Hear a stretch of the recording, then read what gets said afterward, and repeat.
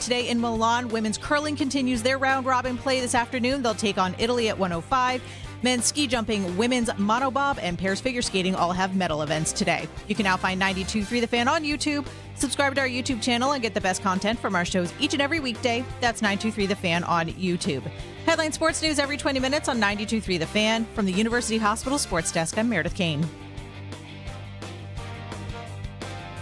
The Afternoon Drive. The idea that Monken would like Deshaun Watson is nothing that seems foreign to anybody that's been paying attention to this. On one hand, if they could move away, if they could just snap their fingers and Deshaun goes bye-bye and you don't have to have that conversation, do I think they would? Yes. If the salary cap wasn't real and you had another quarterback in place, you had this, that, or the other, I think they would, because it's been a failed experiment. But they don't have options. So why not? It's in their best interest to put this out there. Yeah, he looked great. And of course he's going to have a chance this year, because why would you say anything to the contrary? Yeah, I'm expecting the next 7 months to be some conversation of I can't believe Deshaun Watson looks as good as he does. The Afternoon Drive. Weekdays starting at 2.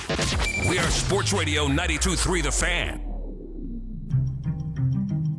The Ken Carman Show with Anthony Lima. As a Bron fan, man, to be able to be a teammate obviously always be special, but that's not something that is my control. I control what we got here. There's always going to be reports. It's natural. It's going to be a thing. But at the end of the day, to your point, my main focus right now is trying to get this championship. Yeah, and whatever happens, it happens. Like, that's not up to me. That's not up to anybody else in the locker room. So I'm big on believing what I can control. But yeah, I mean, it's LeBron James, right? Like, but at the end of the day, that's not my focus. I'm not here to worry about that. I know I'm going to get asked about that a bunch all weekend, but my focus is we just traded for James Harden, Dennis Schroeder, Keon Ellis. Hey, let's try to find a way to get a ring and go from there. The Ken Carman Show with Anthony Lima. This is Cleveland's Sports Radio, 92.3 The Fan.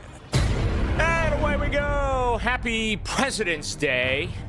I totally forgot that this was a holiday. We will not be ranking the presidents this morning. We are not doing that. Not going there. Good morning, it's Daryl Ryder, Nick Padone in for the boys. Ken Carman, Anthony Lima have the day off. They will be back tomorrow along with the regular supporting cast. You got us for the next 4 hours till 10 here on The Fan. Lots to cover. You heard Donovan Mitchell there in the open. A lot of conversation about him teaming up with LeBron James this summer. Or I should say LeBron James teaming up with Donovan Mitchell and James Harden. We'll see what happens this summer, but that is not going away. LeBron might kill Joe Varden before free agency begins, because we're going to hear from LeBron and the question that Joe Varden posed to him once again, because it is the question everyone is waiting for an answer to. We're going to get into that. All-Star Weekend has come and gone, thank God. But Nick, did not stink as much as we feared. It was watchable for, the first 3 games, and then the old guys decided to take the finale off.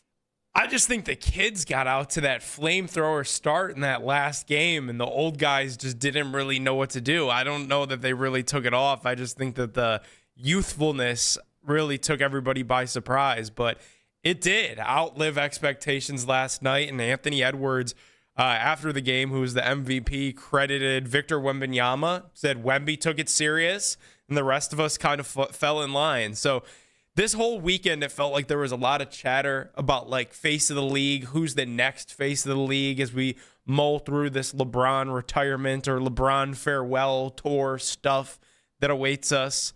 I think Wemby went ahead and really helped continue to make a name for himself on this stage by taking this game seriously after everybody complained for about a week that nobody takes NBA All-Star seriously. I like that Wemby took that challenge personally. Well, we know no one takes the dunk contest seriously because they can't get anyone in the league to participate. But you're right, Wemby had a great weekend. Kawhi Leonard, there is some controversy surrounding Kawhi and his arrangement with the Clippers and what may or may not be taking place behind the scenes. But he had himself a night as well, 31 points for the Stripes team. Am I getting the format right? That was I think the most frustrating thing for me is once again we're having to learn the new format of the All-Star game. Can we just like pick something that works, that good, and can we stick with it? So every year, I don't need an owner's manual to understand what on earth they're doing at the All-Star game and how this thing is working. And so last night, Edwards, in like his MVP speech, he addressed his team as the red team. The red team. Big red. They were red, but they were stars. The other team was stripes.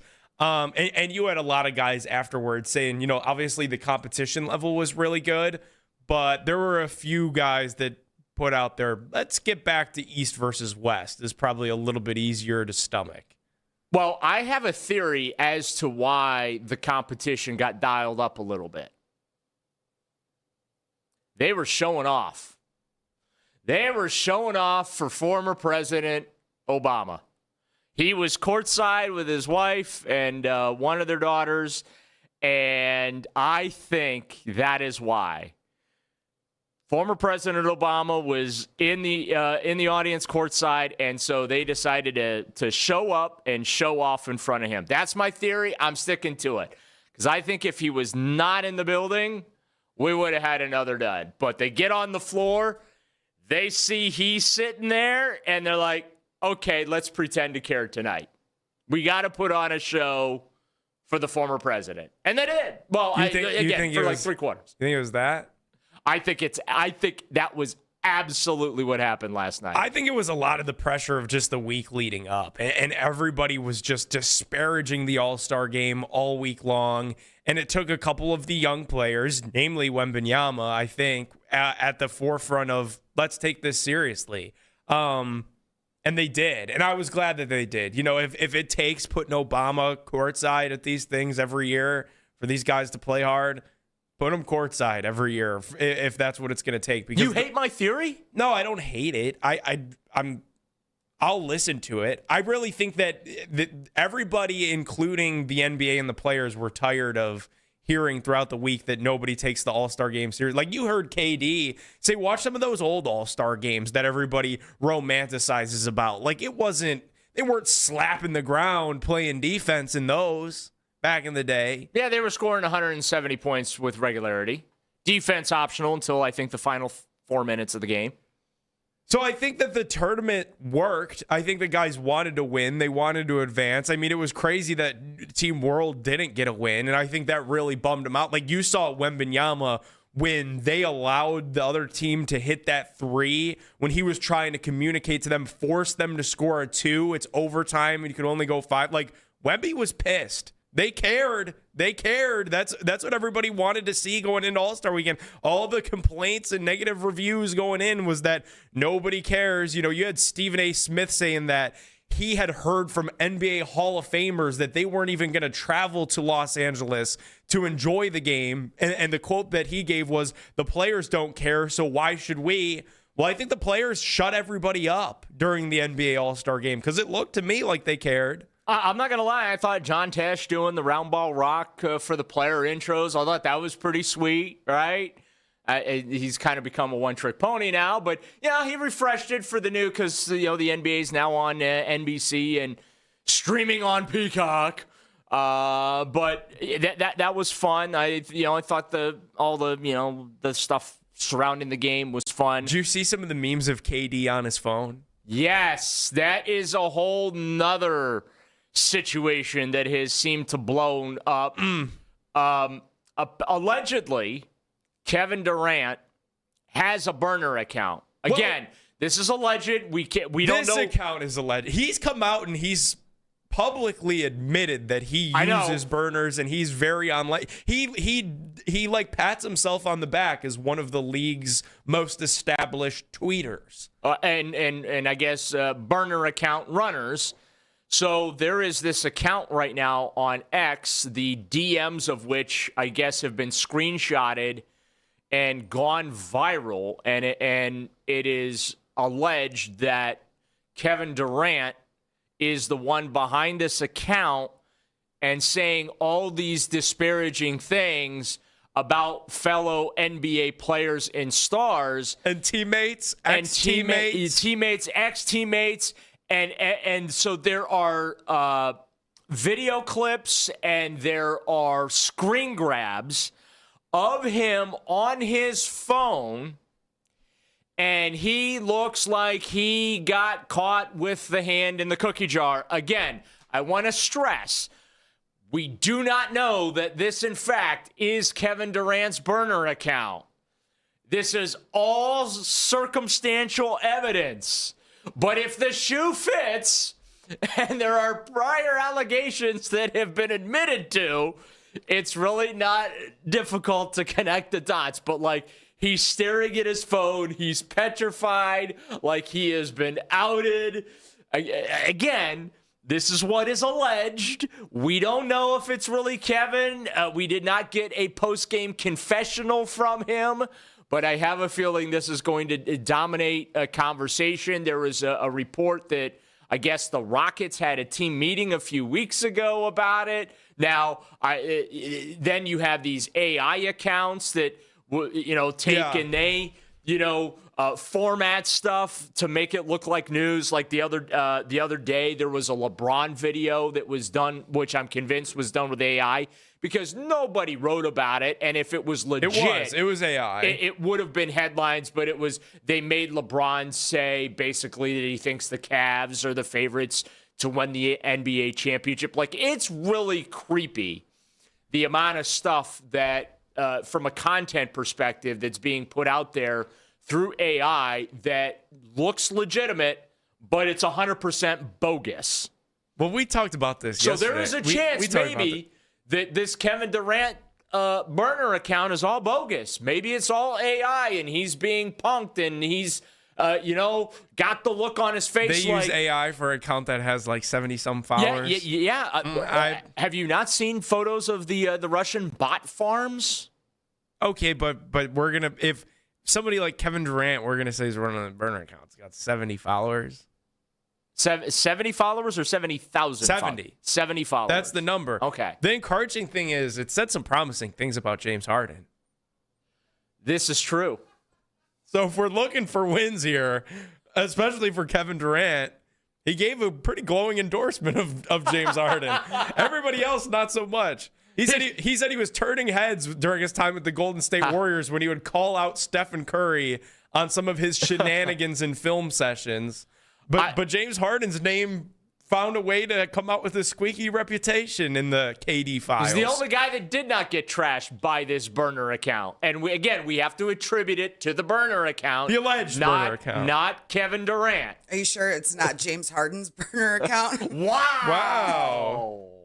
Oh. Now, there's another theory floating around because KD kind of has this like tongue-in-cheek beef with Shams that KD himself might have put this stuff out. Oh, what if it's a Shams burner? Because Shams was on his phone throughout the whole celebrity contest Friday. Yeah. So KD was just making fun and trolling Shams on his phone throughout the entire celebrity thing. He wanted to be on his phone throughout the entire All-Star. Well, you just put the can't you put like the earbuds in or the whatever AirPod, and just like talk to your phone from the floor.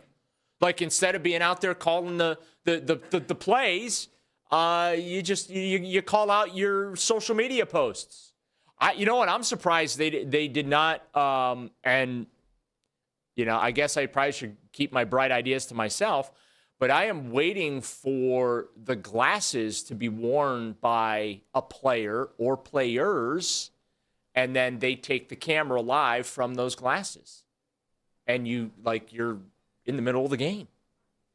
That, I think, that's going to be the next thing. That's the next thing they're going to have to do is the glasses on a player. I think those always it's always a better idea in theory. Have you run into somebody where I have? Yes. I have run into somebody wearing those glasses, and I'm going to say very creepy. Not going to lie.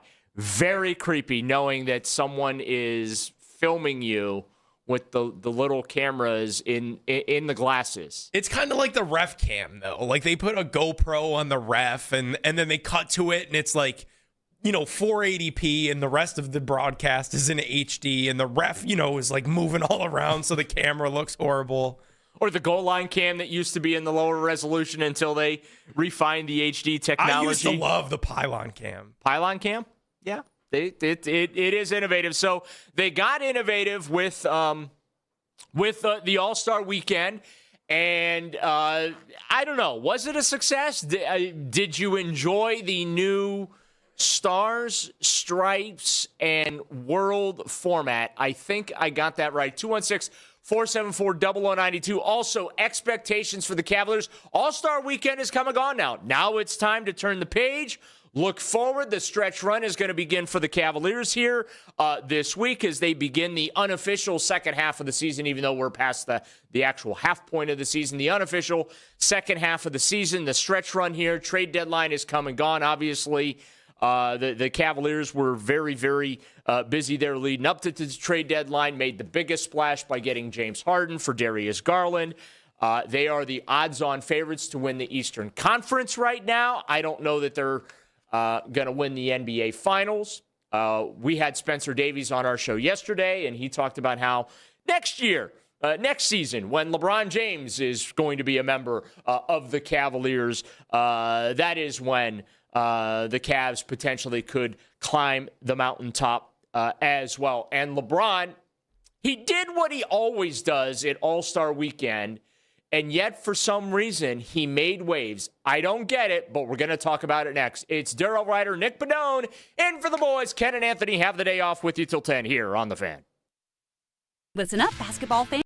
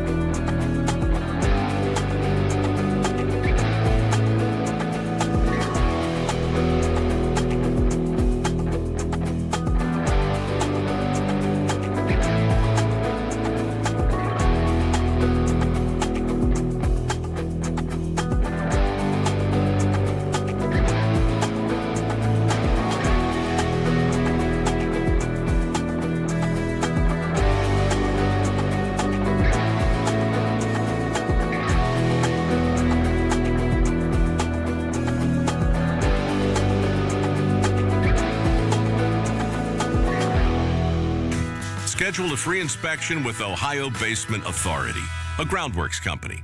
Licensed in all states where work is performed. See website for details. Catch the Fan Off-Season Special every Tuesday from 7 till 9 p.m. right here and on the 92.3 The Fan YouTube channel. We are Sports Radio 92.3 The Fan.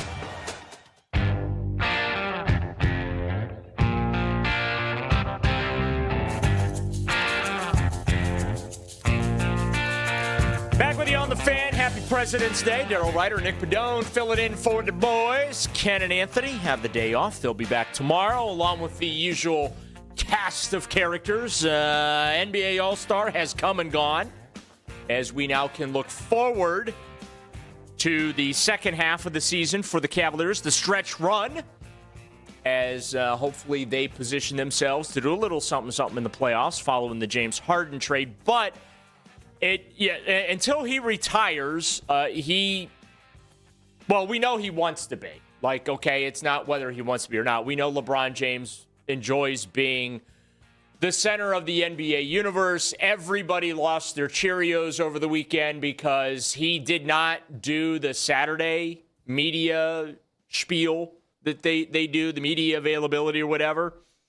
And apparently that was news to people because, like, I feel like he's done that for the last couple of years. He has, and then everybody thought he was going to retire. Yeah, like, I could have sworn that this was, like, something he's never done before by the reaction of everybody, of him doing his media availability on Sunday before the All-Star game. Now, there's a question that keeps getting asked of LeBron. I think he's been asked 100,000 times. This is now the 101,000th time or whatever that he has been asked the following question. Still have the same uncertainty about next year? Do you have an inkling of what you want to do? Yeah, I mean, I want to live. When I know, you guys will know. I don't know. I have no idea. I just want to live, that's all. So that's our good friend Joe Vardon of The Athletic there. Is LeBron at a threat of not living? Is there something that we need to know about here? I don't know. I hope not. I hope everything's okay. You may have another 2 months left. That sounded just kind of like a By little the way, bit of a that dramatic. is what we call reckless speculation. Okay, on this show, it's called reckless speculation. But it's the question that's going to dominate headlines from now till July, when free agency begins, and is he going to come back for another season? And will it be back here in Cleveland with the Cavaliers? The answer to that is yes and yes. I'm excited. I'm excited to be back at the epicenter of the basketball universe. Well, depending on if LeBron is healthy and depending on how the Cavaliers look in the playoffs. If they look in the playoffs the way they have looked the past couple of years, and with James Harden, I think LeBron calls it a career. But if they look like they are legit contenders for an NBA championship, I bet you LeBron comes home to hop on the bandwagon. I kind of think LeBron's coming back either way, dude. Like, he's not going to go quietly. We played the audio yesterday of Tim McMahon on ESPN, who said that it was going to be a farewell tour for the ages. Not just a farewell tour, but a farewell tour for the ages. Like, he's not going to go quietly. There's going to be a coinciding Nike campaign. There's going to be billboards up around town. Like, you're not going to be able to live in this city or be a fan of sports, let alone basketball, and find a way to escape the LeBron farewell mayhem that's going to be on ESPN, on NBC and Peacock. It's going to be on Prime Video. It's going to sweep all of the networks. It's going to sweep the outdoor billboard advertising. It's going to be everywhere. You're not going to be able to avoid it. And he's going to come back regardless and do it, man. Like, I think now the fact that the seed has already been planted, and he's yet to refute it, by the way. Isn't that a fascinating element of all of this? Is everybody's talking about, is it, the end? He refuses to say the fact that the Cavs continue to come up, and he hasn't really leaned into the fact of, yeah, but I'm on the Lakers. Like, it's all just out there, and nobody's refuting anything. The Cavs made him cry when he was here. He had napkins conveniently placed right under the seat. I mean, the tribute video brought tears to the man's eyes. Well, didn't you see what the Cavs did yesterday? There's a little bit of clever social media work going on. Let's just say that. Where when the All-Star game was getting ready to go down, and obviously Bron and Donovan were playing on the same team last night, there's a little clever imagery that went out on social media of LeBron with Donovan paired together. I see what you're doing over there at One Center Court, whoever's running Cavs social. I see what you're doing. I'm no dummy. Are you trying to say there's a conspiracy afoot? I don't think there's any conspiracy. I think it's pretty clear, cut and dry what's going on. Well, here's the thing about LeBron. He knew in 2010 that he was leaving the Cavs. He knew at the end of or throughout the 2018 season he was leaving the Cavs. I think there's no chance right now that he does not know what he's doing. I think that he knows this is it for the Lakers. He's done with them. They are done with him. And he just has to decide, does he want to play one more season to collect his flowers? Like, here's the thing, too. So, yeah, if he does the retirement tour, does that mean that, like, every city he goes to next season are going to be, like, he's going to need someone to gather the gifts for him? Like, I guess. Mean, I attended Kobe's last game in Cleveland back when it was called Quicken Loans Arena.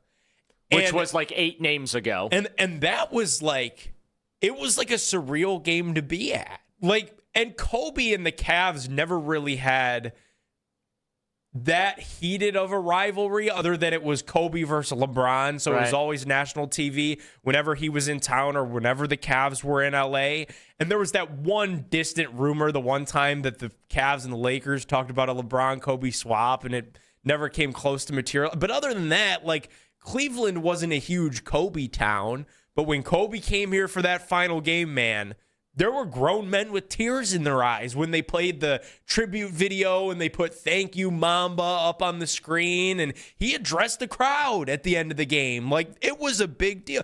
And you know, for Kobe Bryant to be able to do that in a place like Cleveland, I got to imagine, like, LeBron on the farewell tour, when you're in Memphis or you're in Utah, you're in one of these random NBA cities, like, it probably is going to be from that same scene, if not grander.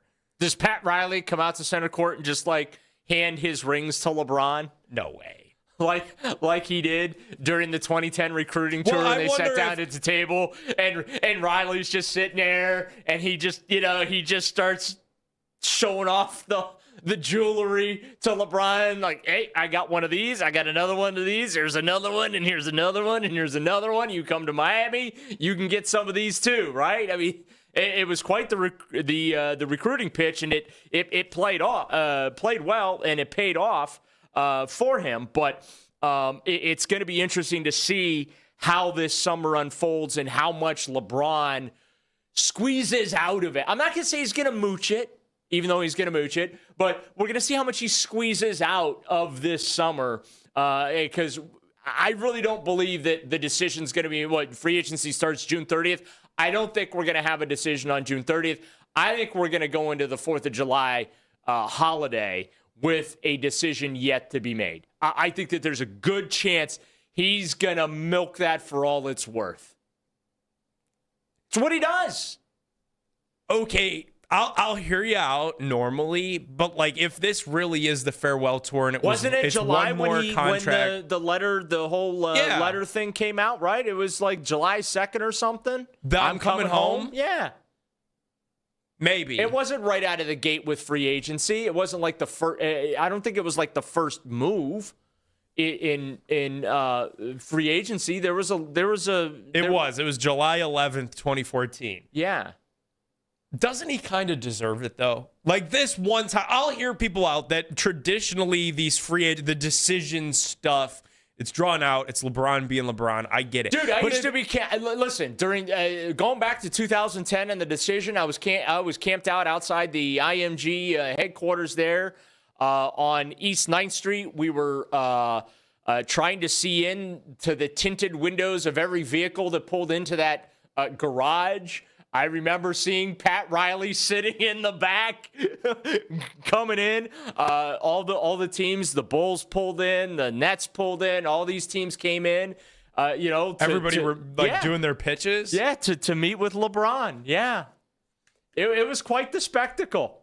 But this time isn't that kind of war? This is the farewell tour of LeBron James, who is the greatest player the league has ever seen since Jordan, and the whole debate this week of who's going to be the face of the league when he's gone. Like, I don't mind if he drags this one out a little bit. You could go to July 11th again. He may do the summer of LeBron 3.0.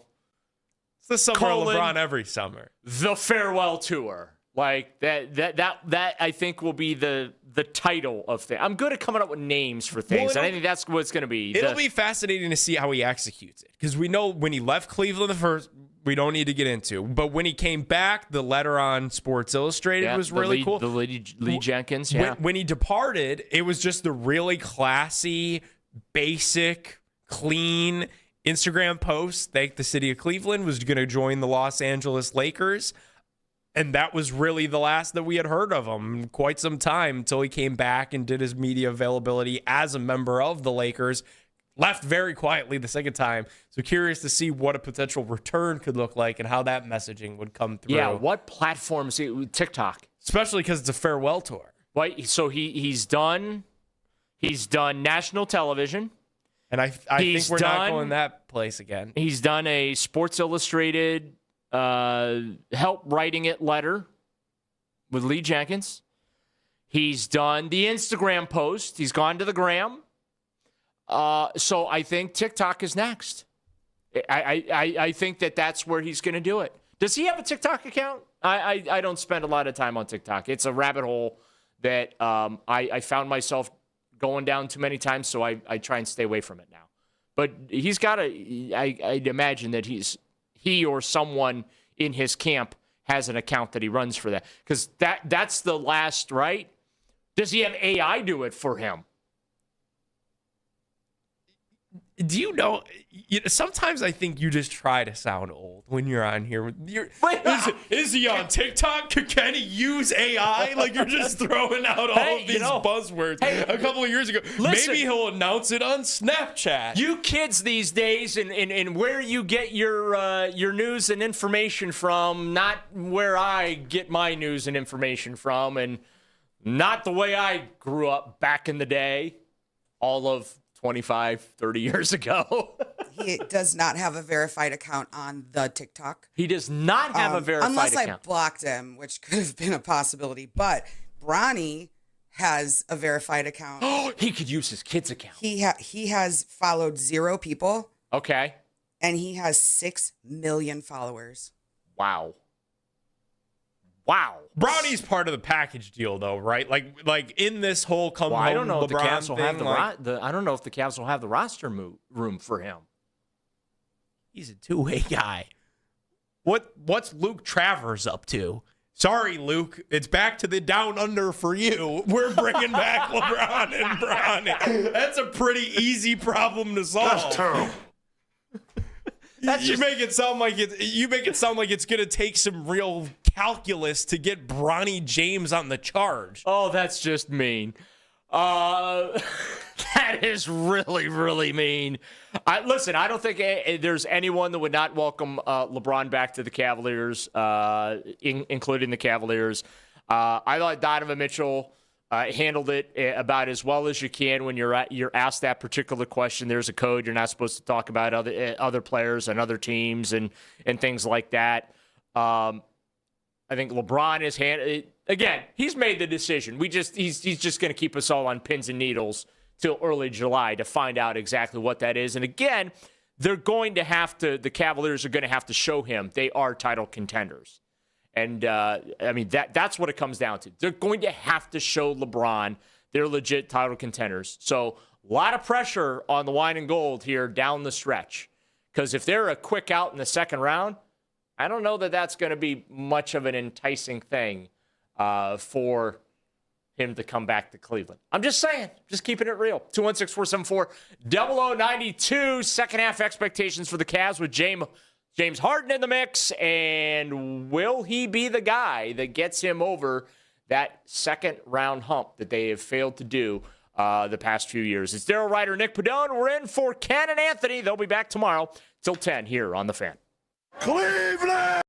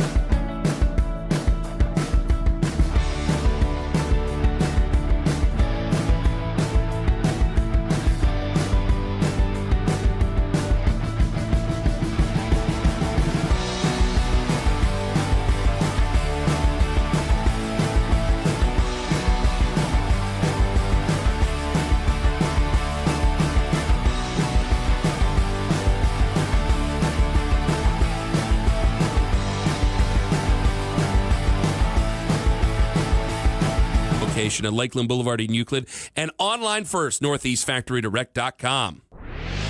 Catch the latest Browns news all offseason long. Stream us on the Odyssey app and on your smart speaker by telling Alexa to play 92.3 The Fan.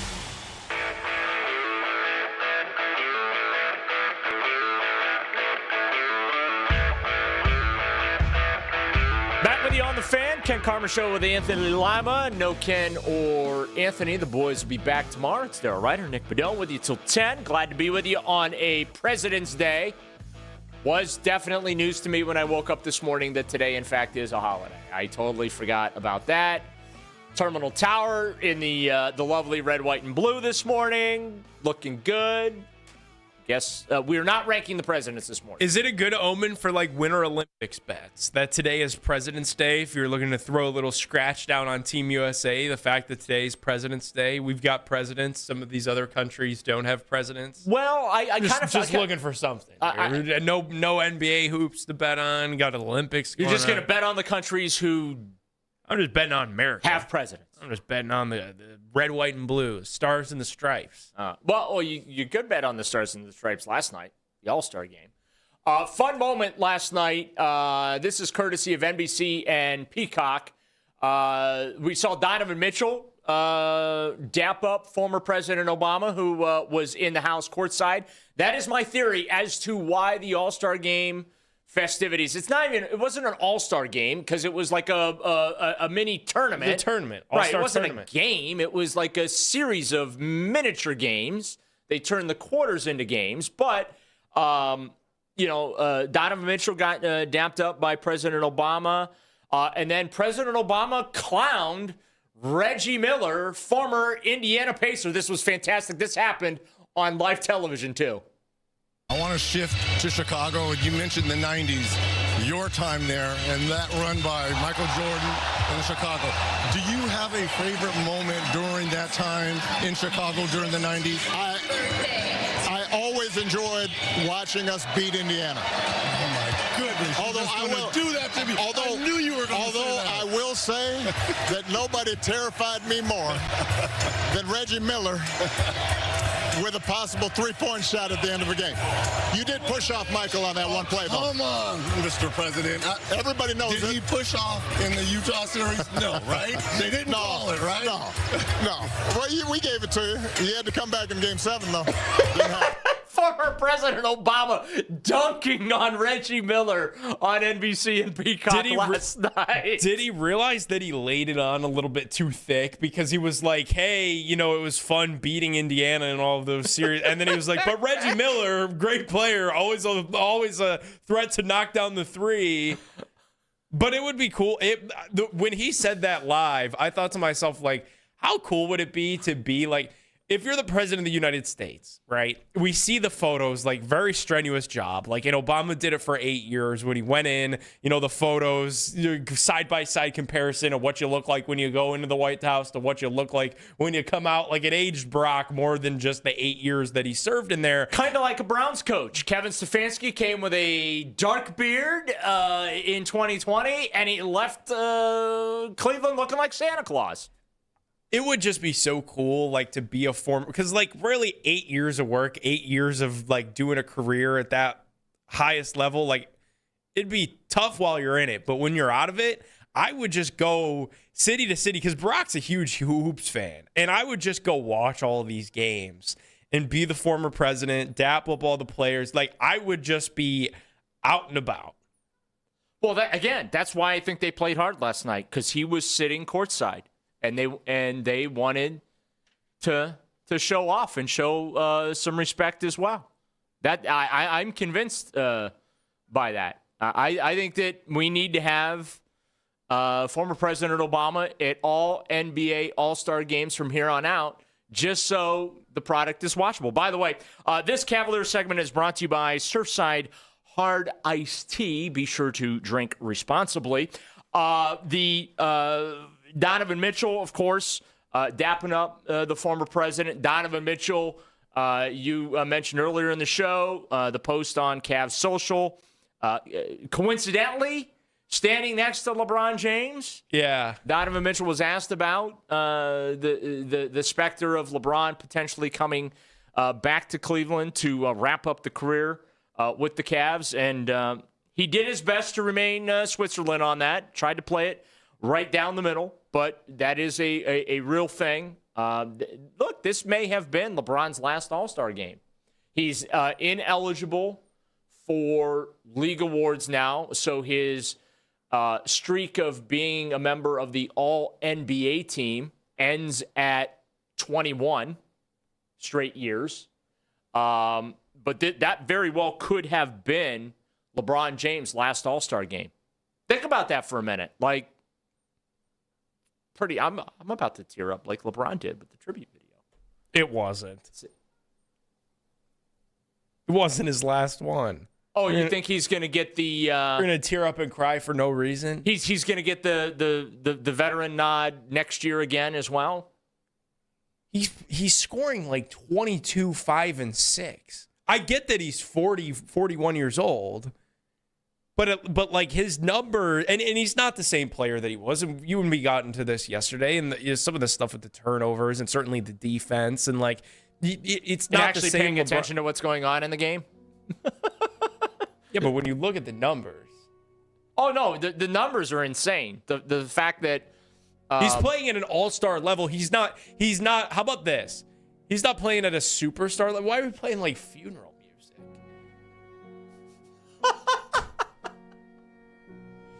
He's not retiring yet. Yeah, what are we doing? Not yet. I think he's got a little more in the gas tank. I mean, he's going to mooch it this summer.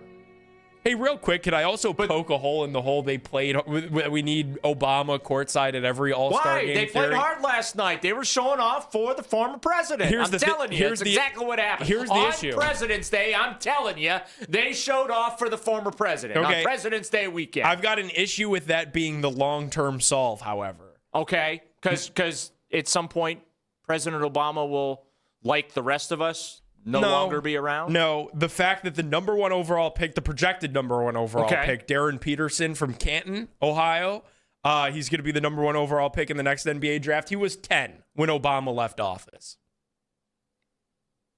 Okay.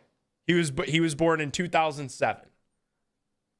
So I don't know that, like, in 10-year time frame, playing in front of Obama is going to be not as much for somebody who was 10 when he was in office. Okay, how about for the next 3 to 4 years then? It's a short-term Band-Aid. You don't have a long-term solution to fix NBA. No, you and Adam Silver are barking up the same tree then. No real long-term solution. I think that the long-term solution is you go back to East and West. You go back to playing the 4 quarters. You give a bonus to the winning team, similar to what they used to do in the Pro Bowl. Okay? A little extra if you win the game. Right? And, yeah. That's all. I never was bothered by the 174 to 172 final scores in All-Star games. No, me neither. Did not bother me. And the big guys shooting threes and not taking it so seriously, like, that's not that big of a deal. Like, I don't mind seeing the guys have fun because it is an all-star game. Yeah. It's just you do want to see the that's the whole point. Defense and everything ratchet up. You want to see the behind-the-back passes and all those. Right, the flash, yeah. The stuff that you normally would not see in an NBA game where guys are goofing off a little bit and having fun and using their athleticism and showing that off, right? The no-look feeds. And, yeah, I want to see that stuff in an all-star game. That's the whole point of the all-star game. And is to see stuff that you're not because you're so with all that considered, you think next year if it's LeBron's farewell tour that you just had a tear in your eye because you just saw your last, but we're talking about all the pageantry and flash that go into an all-star game, and we're gonna play one next year in LeBron's farewell tour and what all that is with no LeBron at the all-star game. Where's it at? I don't know. Phoenix next year. Yeah. It's Phoenix next year. Yeah, no, I think so. Super Bowl's in LA next year. Yeah, I think, That'd be a fun You get plenty of effort. That's a little bit of a trip that I'm thinking about for next year. I can't believe you don't like my theory about President Obama being on the sidelines, and that's why they played hard last night. I'm telling you, that's what happened. I mean, because I don't like the theory because they came out and said that Wemby decided that he was going to take it seriously. And when they saw he was taking it seriously, everybody kind of fell in line with that. All right. And now there were 3. We're down to 3 candidates for Browns defensive coordinator. Who's it gonna be? Well, I'm gonna give you my best guess. Coming up next, 216-474-0092. Daryl Ryder, Nick Padone in for Ken and Anthony, the Ken Carman Show with Anthony Lima here on The Fan. This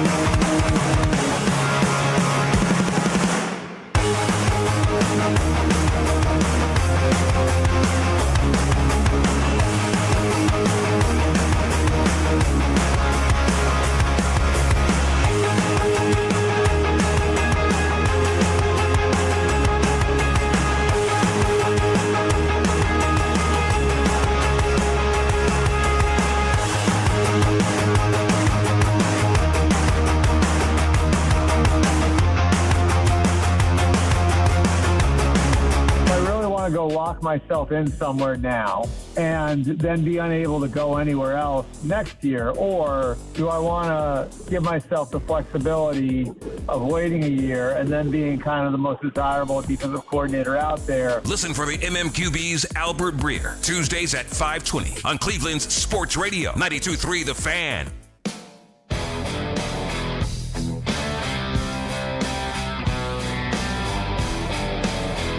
Take a fan with you wherever you go. Listen to us on the Odyssey, iHeartRadio, or TuneIn apps. Hour number 2, Ken Carman Show with Anthony Lima. Ken and Anthony will be back tomorrow. It is President's Day.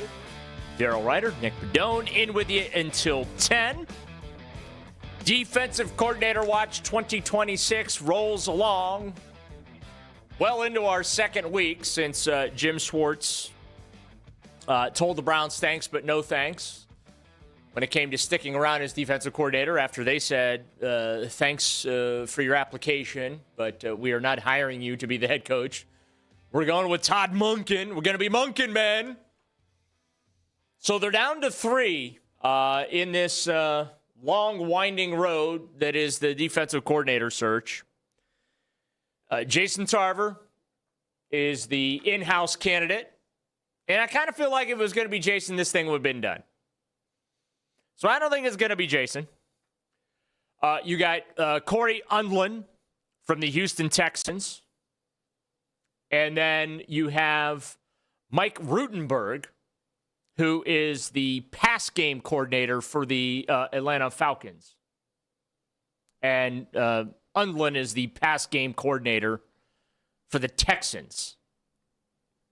I feel like Rutenberg is the one guy that nobody's really, dove too much into. I feel like Undlin is the front runner in this thing. Everybody's kind of attached him to this job since Jim Schwartz walked away from it. Obviously, Jason Tarver has done some phenomenal things with the linebacking group here. Devin Bush, back-to-back career best seasons, developed up JOK into a star, developed up Carson Schlesinger into being the NFL Defensive Rookie of the Year. Tarver definitely has done a solid job here. He was a defensive coordinator once before, but it feels like his star, just in the way that the NFL views things, for whatever reason, and I don't really know why, has dimmed. Like, he's been a DC before, but he hasn't had a defensive coordinator interview since 2017. And he's been with the Browns as a linebackers coach since 2020. Well, you have to go back to, I think it was 2012-ish with the Raiders. That's when Tarver was last a defensive coordinator. So it's been a while. Been a big minute. Undlin was also a former defensive coordinator, I believe, in 2020 or 2021. It was just 1 year. Yeah, he was a one and done. And with the Lions in 2020. Now, he has history with this system that Jim Schwartz runs. Todd Monken, if you remember at the Bill Parcells-esque introductory press conference that he had a couple weeks ago, had mentioned and was very clear that the defensive system was not going to be changed. It works. The personnel has been assembled. That is a system that's been invested in recent years. That was one of my chief concerns as they went through the whole head coach change process. They needed to keep the system. You needed to keep man-to-man coverage in the secondary. You needed to keep the wide 9 up front. The rotating defensive linemen that have worked so well here the last couple of years. The linebacker play has been outstanding. You mentioned JOK's emergence until he unfortunately got hurt. Carson Schlesinger, who I think a lot of heads were turned when Andrew Berry made that pick in the second round. And he just was phenomenal as a rookie. And as you alluded to, Jason Tarver had a big hand in that. you could tell early on, going all the way back to OTAs and the June mandatory minicamp, you could see it with Carson. And that's really hard to do when they're in just the jerseys, the shorts, and the helmet. Because it's like everyone should look good then. You're not padded up. It's basically flag football at that point. You should look good during that time. But you could tell during those practices there was something there with Carson Schlesinger. He was given the green dot right away. Given's probably he earned the green dot right away. And, training camp, the preseason, like you could see it with him that he had the potential to be an impact player. And I have argued for years, whether they were running 3-4, 4-3, wide 9, whatever. It did not matter what you're running. To compete in this division, you need quality linebacker play. You need elite linebacker play. You look at the Steelers, you look at the Ravens, the Super Bowl runs that they have made, they've gotten tremendous play from linebacker. And I had always lamented the Browns had good linebackers over the years. Okay, DeQuell Jackson comes to mind. But they didn't have like difference-making game changers at that spot. Carson Schlesinger is a difference maker and a game changer. That's what they need, and they seem to have gotten that now with him. But I think this is my best guess.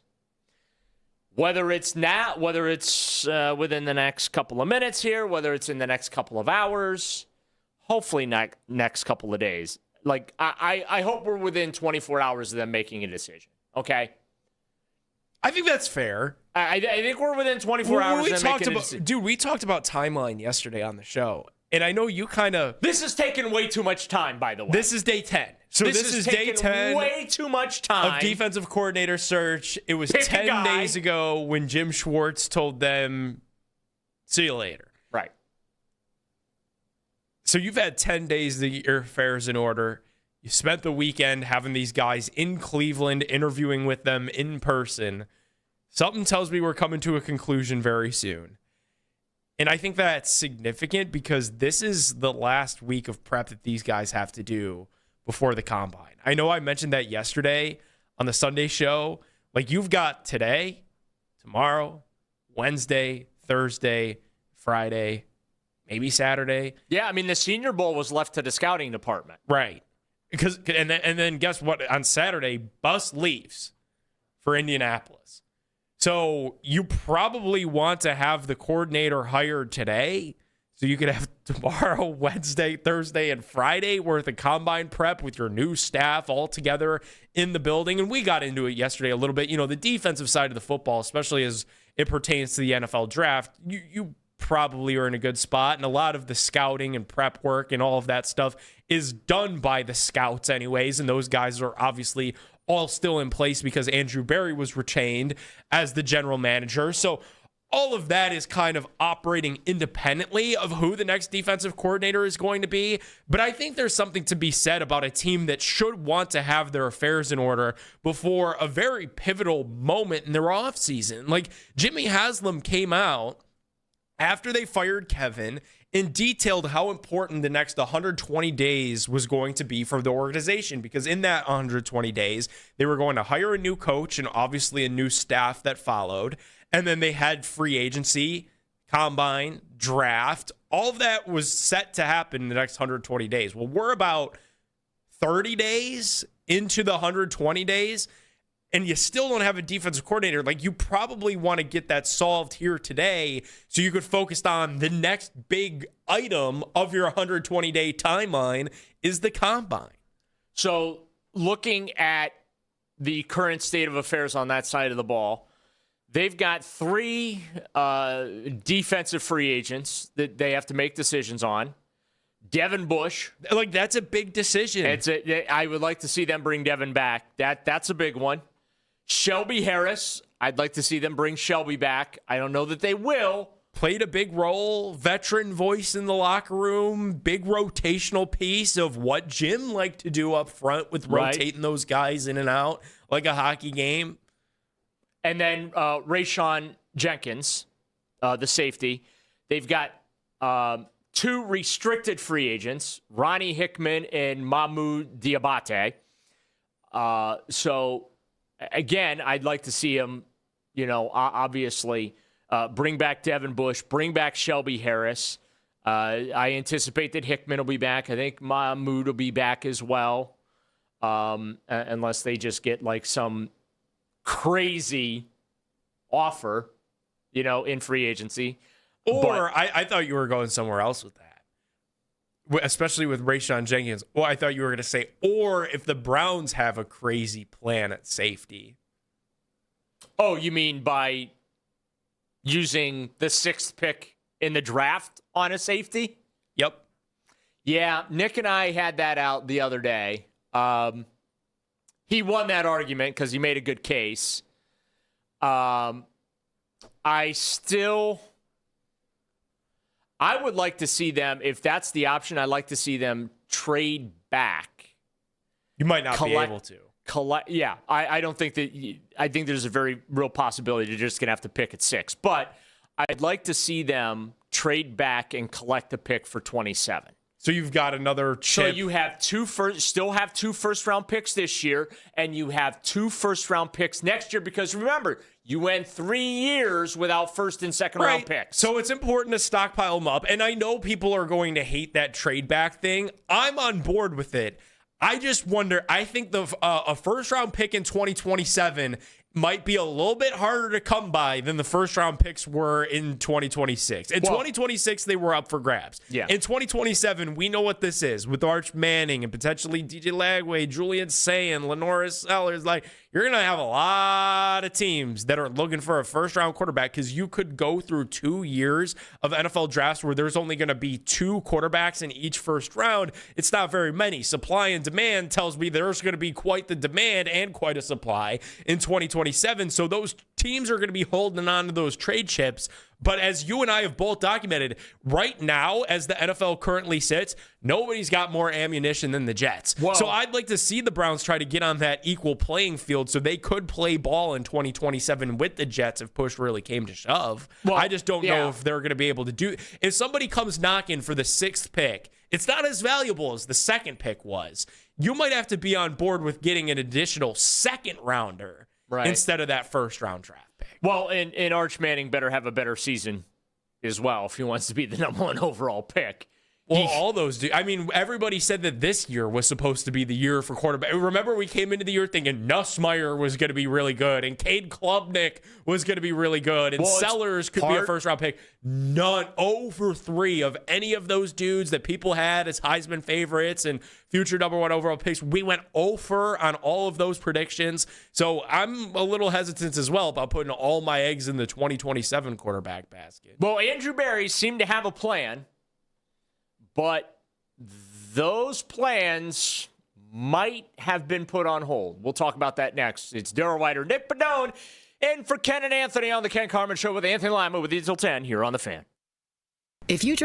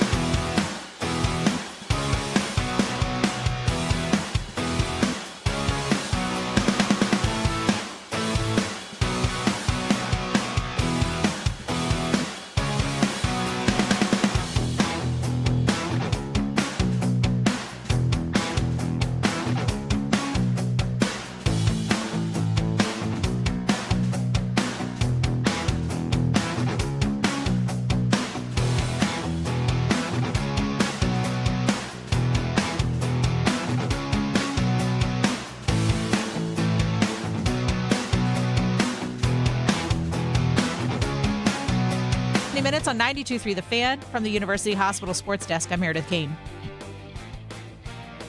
All day long. All day. All the time. At work. 923thefan.com and the Odyssey app. Check it out.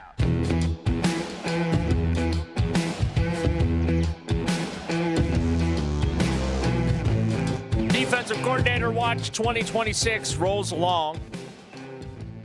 I really feel like this is an opportunity missed for the Morning Boys. Took them 24 days to find a head coach.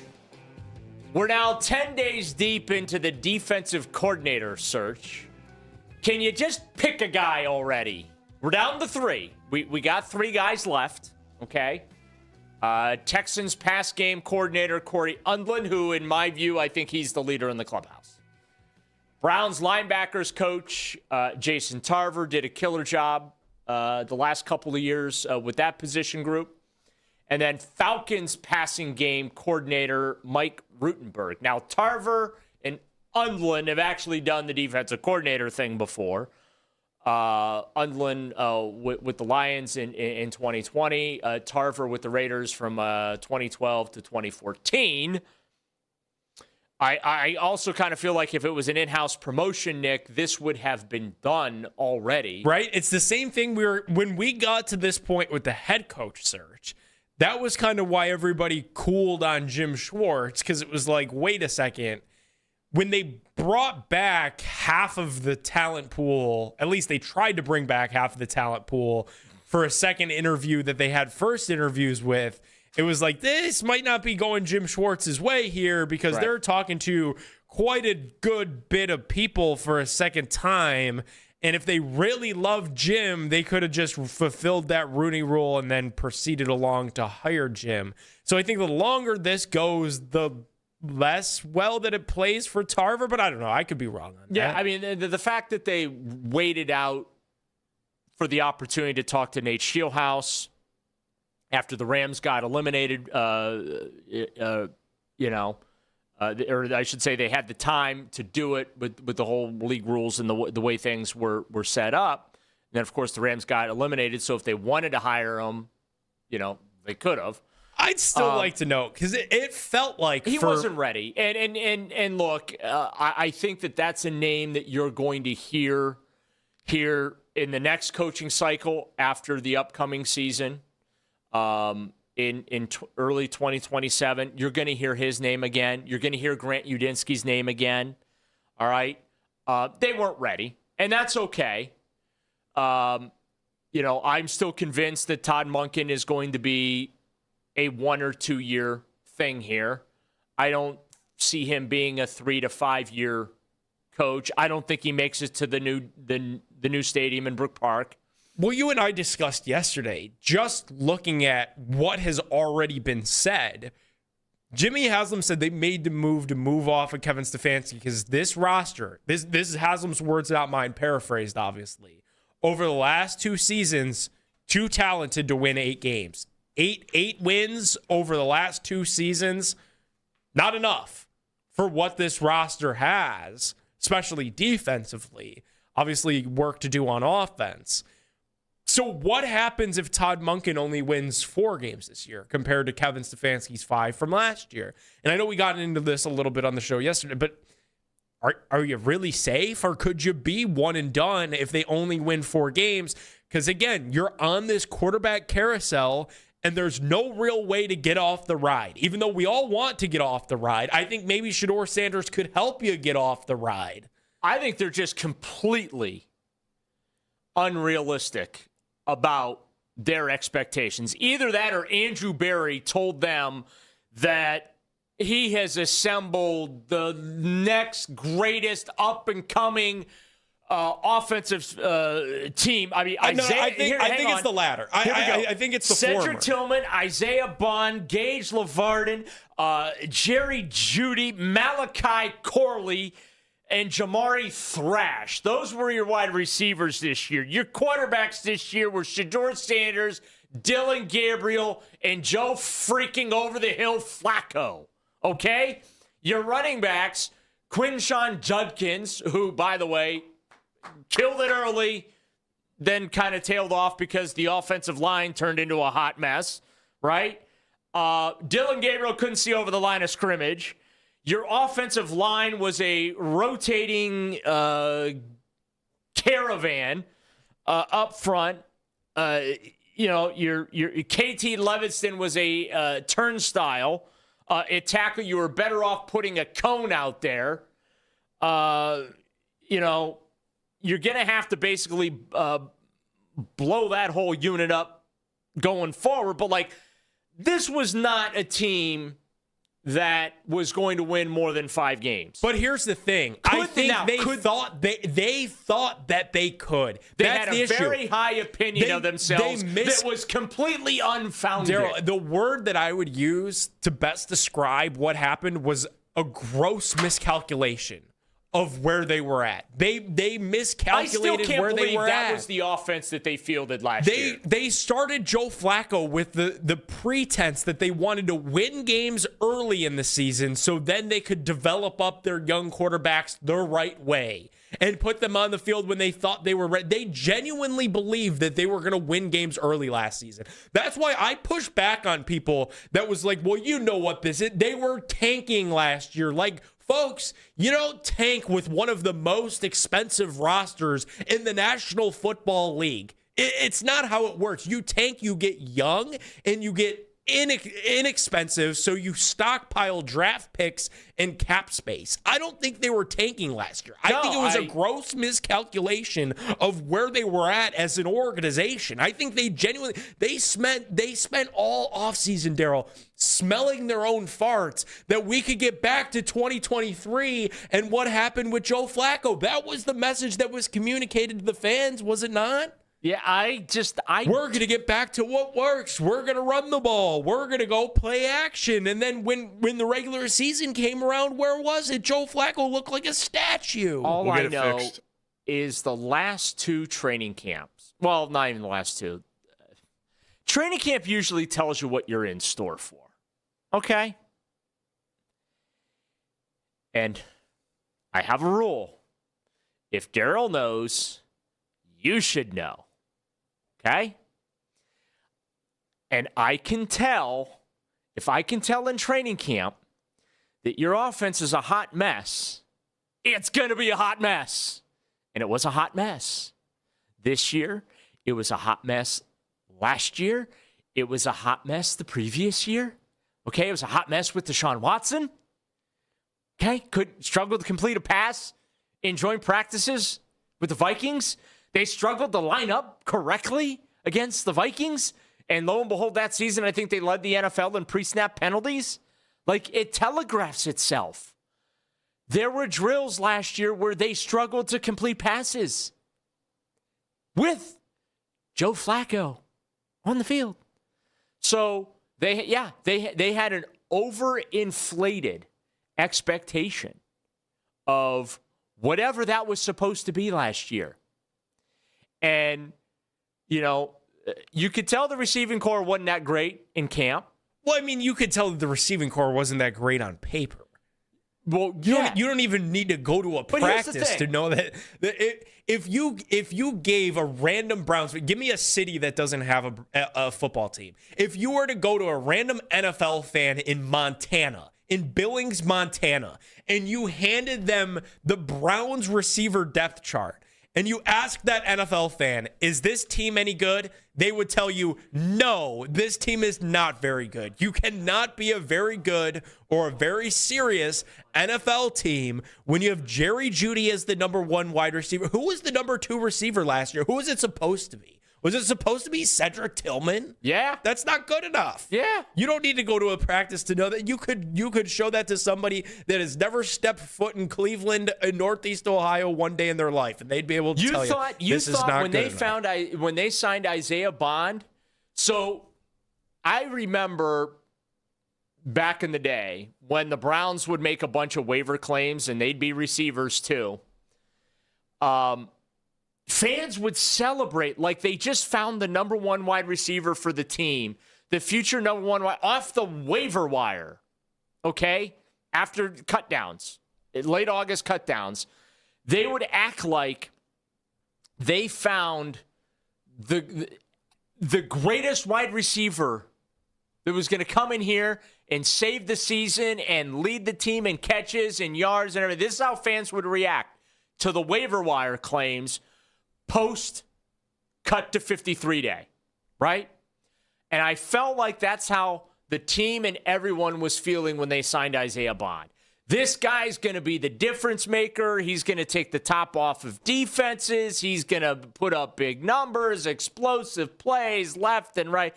And I'm just sitting there thinking, okay, there's potential for that there, but that's not going to happen this year. Like, he's not going to carry the offense. And lo and behold, I was right.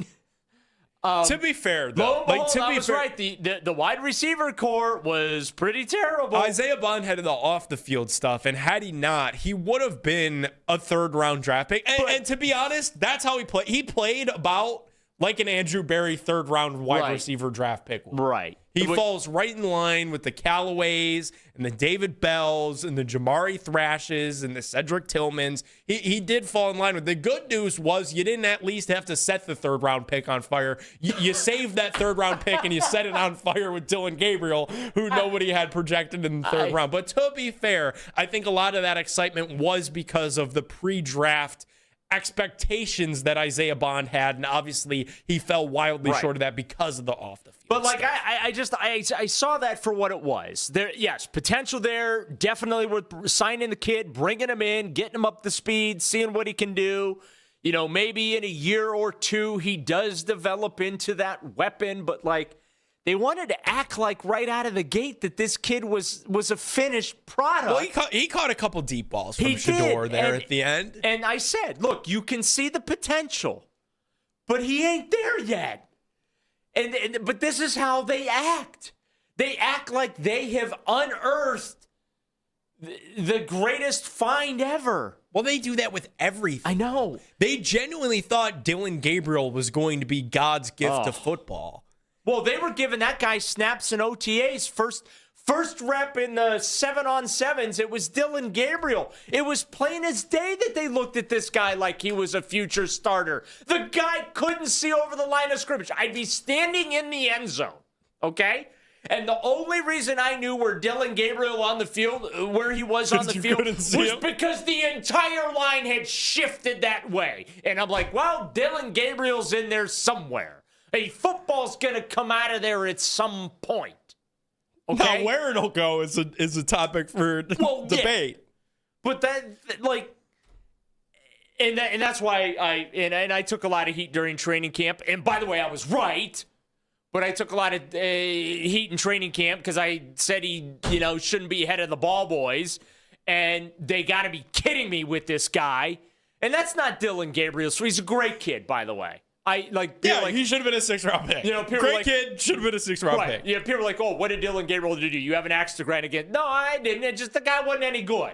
Like, I could see that in training camp. He ain't any good, okay? Dude, when that name was announced, the 3rd round of the draft, when the banner goes across the bottom of the screen, and it says Dylan Gabriel, 94 overall pick. Because everybody thought that was going to be Shedeur. Everybody was like, why? Why did you just light a top 100 draft selection on fire with Dylan Gabriel? Nobody was going to do it in the 4th round. Should have taken a guard. Should have taken a tackle. Should have taken Xavier Watts. We're talking about Ronnie Hickman is going to be a restricted free agent. Andrew Berry's supposed to be this general manager that uses the draft to plan for the future and future roster building for the team. Like, Xavier Watts played in the national championship game with Notre Dame. Looked pretty good against the Buckeyes. Right. Not good enough for the Browns. Goes to Atlanta, has a great rookie season with the Falcons, and we're left with Dylan Gabriel, who, Daryl, like, you should probably, I don't know what they do, but you should probably just take the 6th-round pick that somebody would trade for him this offseason and just wipe your hands of it. It's cute you think they could get a 6th-round pick for him. You think it would just be a 7? Well, I mean, if you tempt Andrew Berry with a good future pick swap, he wouldn't be able to turn that down. If you could get a 6th, but give Dylan Gabriel and a future 7th, Andrew Berry would be blowing up your phone to complete that trade. Yeah, I think that they really overestimated the quality of the offense that they were going to put on the field. And look, you had Jimmy Haslam talking about how they didn't win enough games the last 2 years. And then you had Andrew Berry a couple of hours later say, well, independent of the game results, there wasn't enough progress made. In other words, there wasn't enough player development made, which then, if you watched Kevin Stefanski's introductory press conference in Atlanta, he talked about how crazy he is about player development. And depending who you ask, that includes everyone but Shedeur Sanders. But that's a can of worms we're not going to open today. We're not going there. 216-474-0092. Drake, Monty, see you guys sitting there. We're going to get to you next. It's Daryl Ryder, Nick Padone in for Ken and Anthony on the Ken Carman Show with Anthony Lima with Eagle 10 here on The Fan. Hey, don't be pressured when it's time.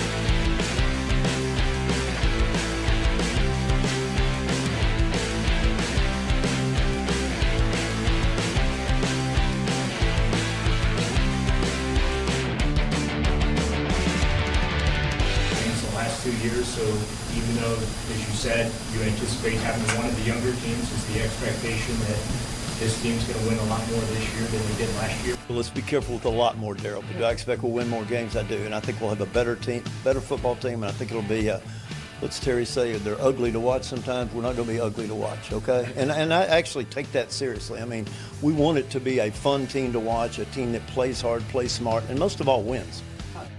Y'all can't score more than 17 points a game with any semblance of regularity. So, yeah, you're ugly to watch.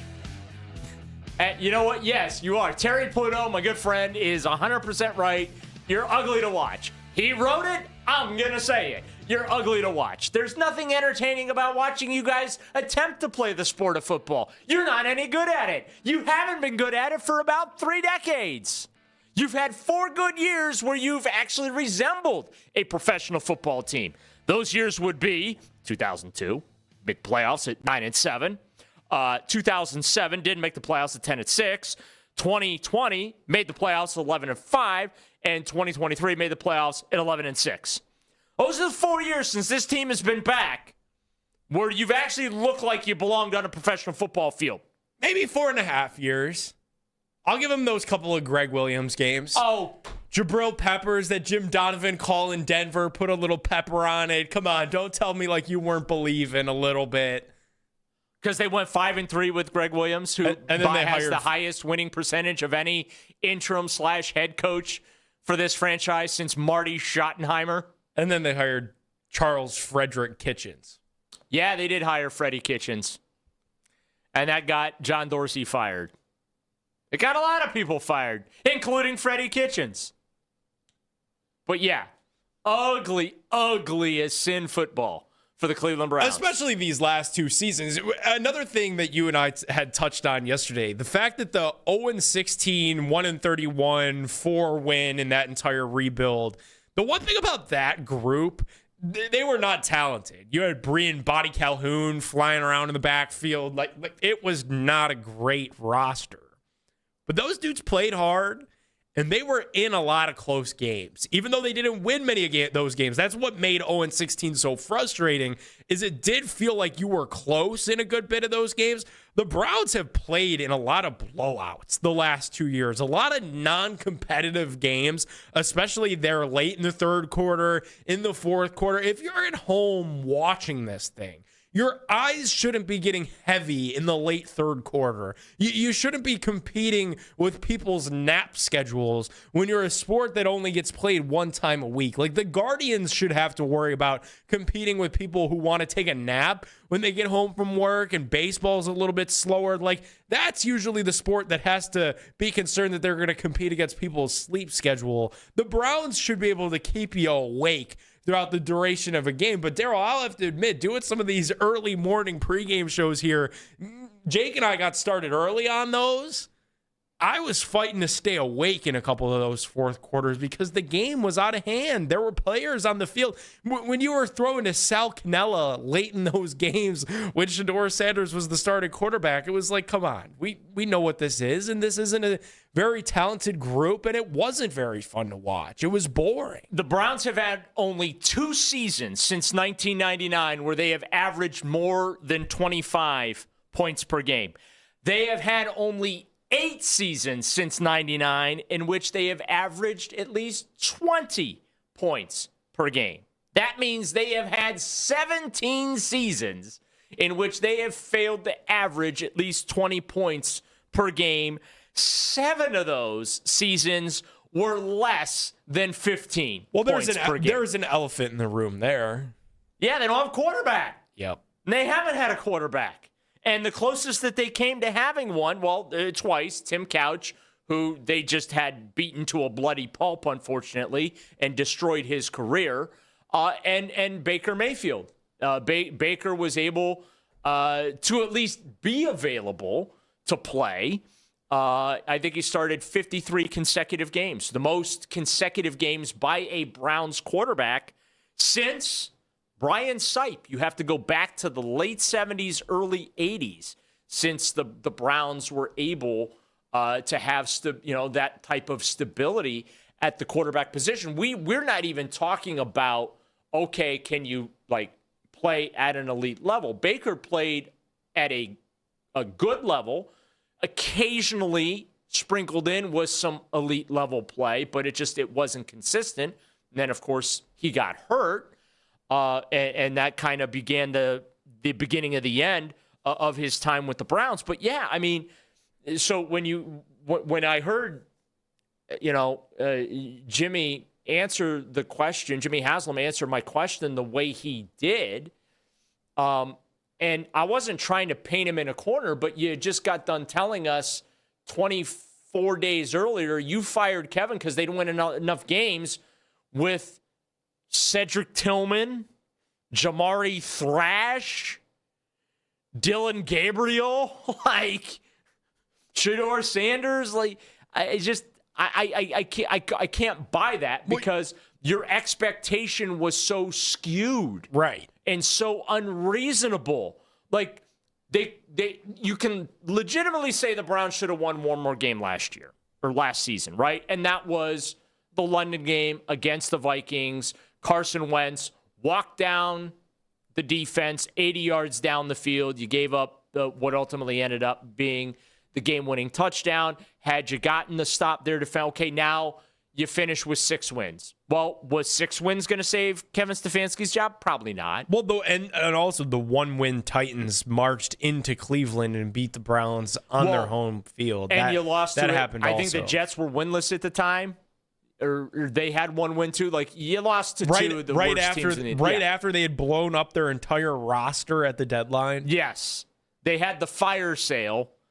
Fireman Ed, right? That's the Jets super fan. Sorry, Fireman Ed. They had the fire sale before the trade deadline there. Sauce was out. Quinnen Williams was out. They had traded away 3 first-round picks worth of defensive talent on their roster, and Dylan Gabriel still couldn't. And the best part of that, I remember, I forget who posted at the time, but they're like, yeah, how ironic. The Jets just traded away all this talent for a bunch of first-round picks that they had just got done using a few years earlier on this talent. So, the wheels on the bus go round and round in New York, but they still go round and round here in Cleveland too. Like, it's been, it's been basically the same thing. Don't have a consistent franchise quarterback, aren't able to produce offensively, don't have enough offensive playmakers.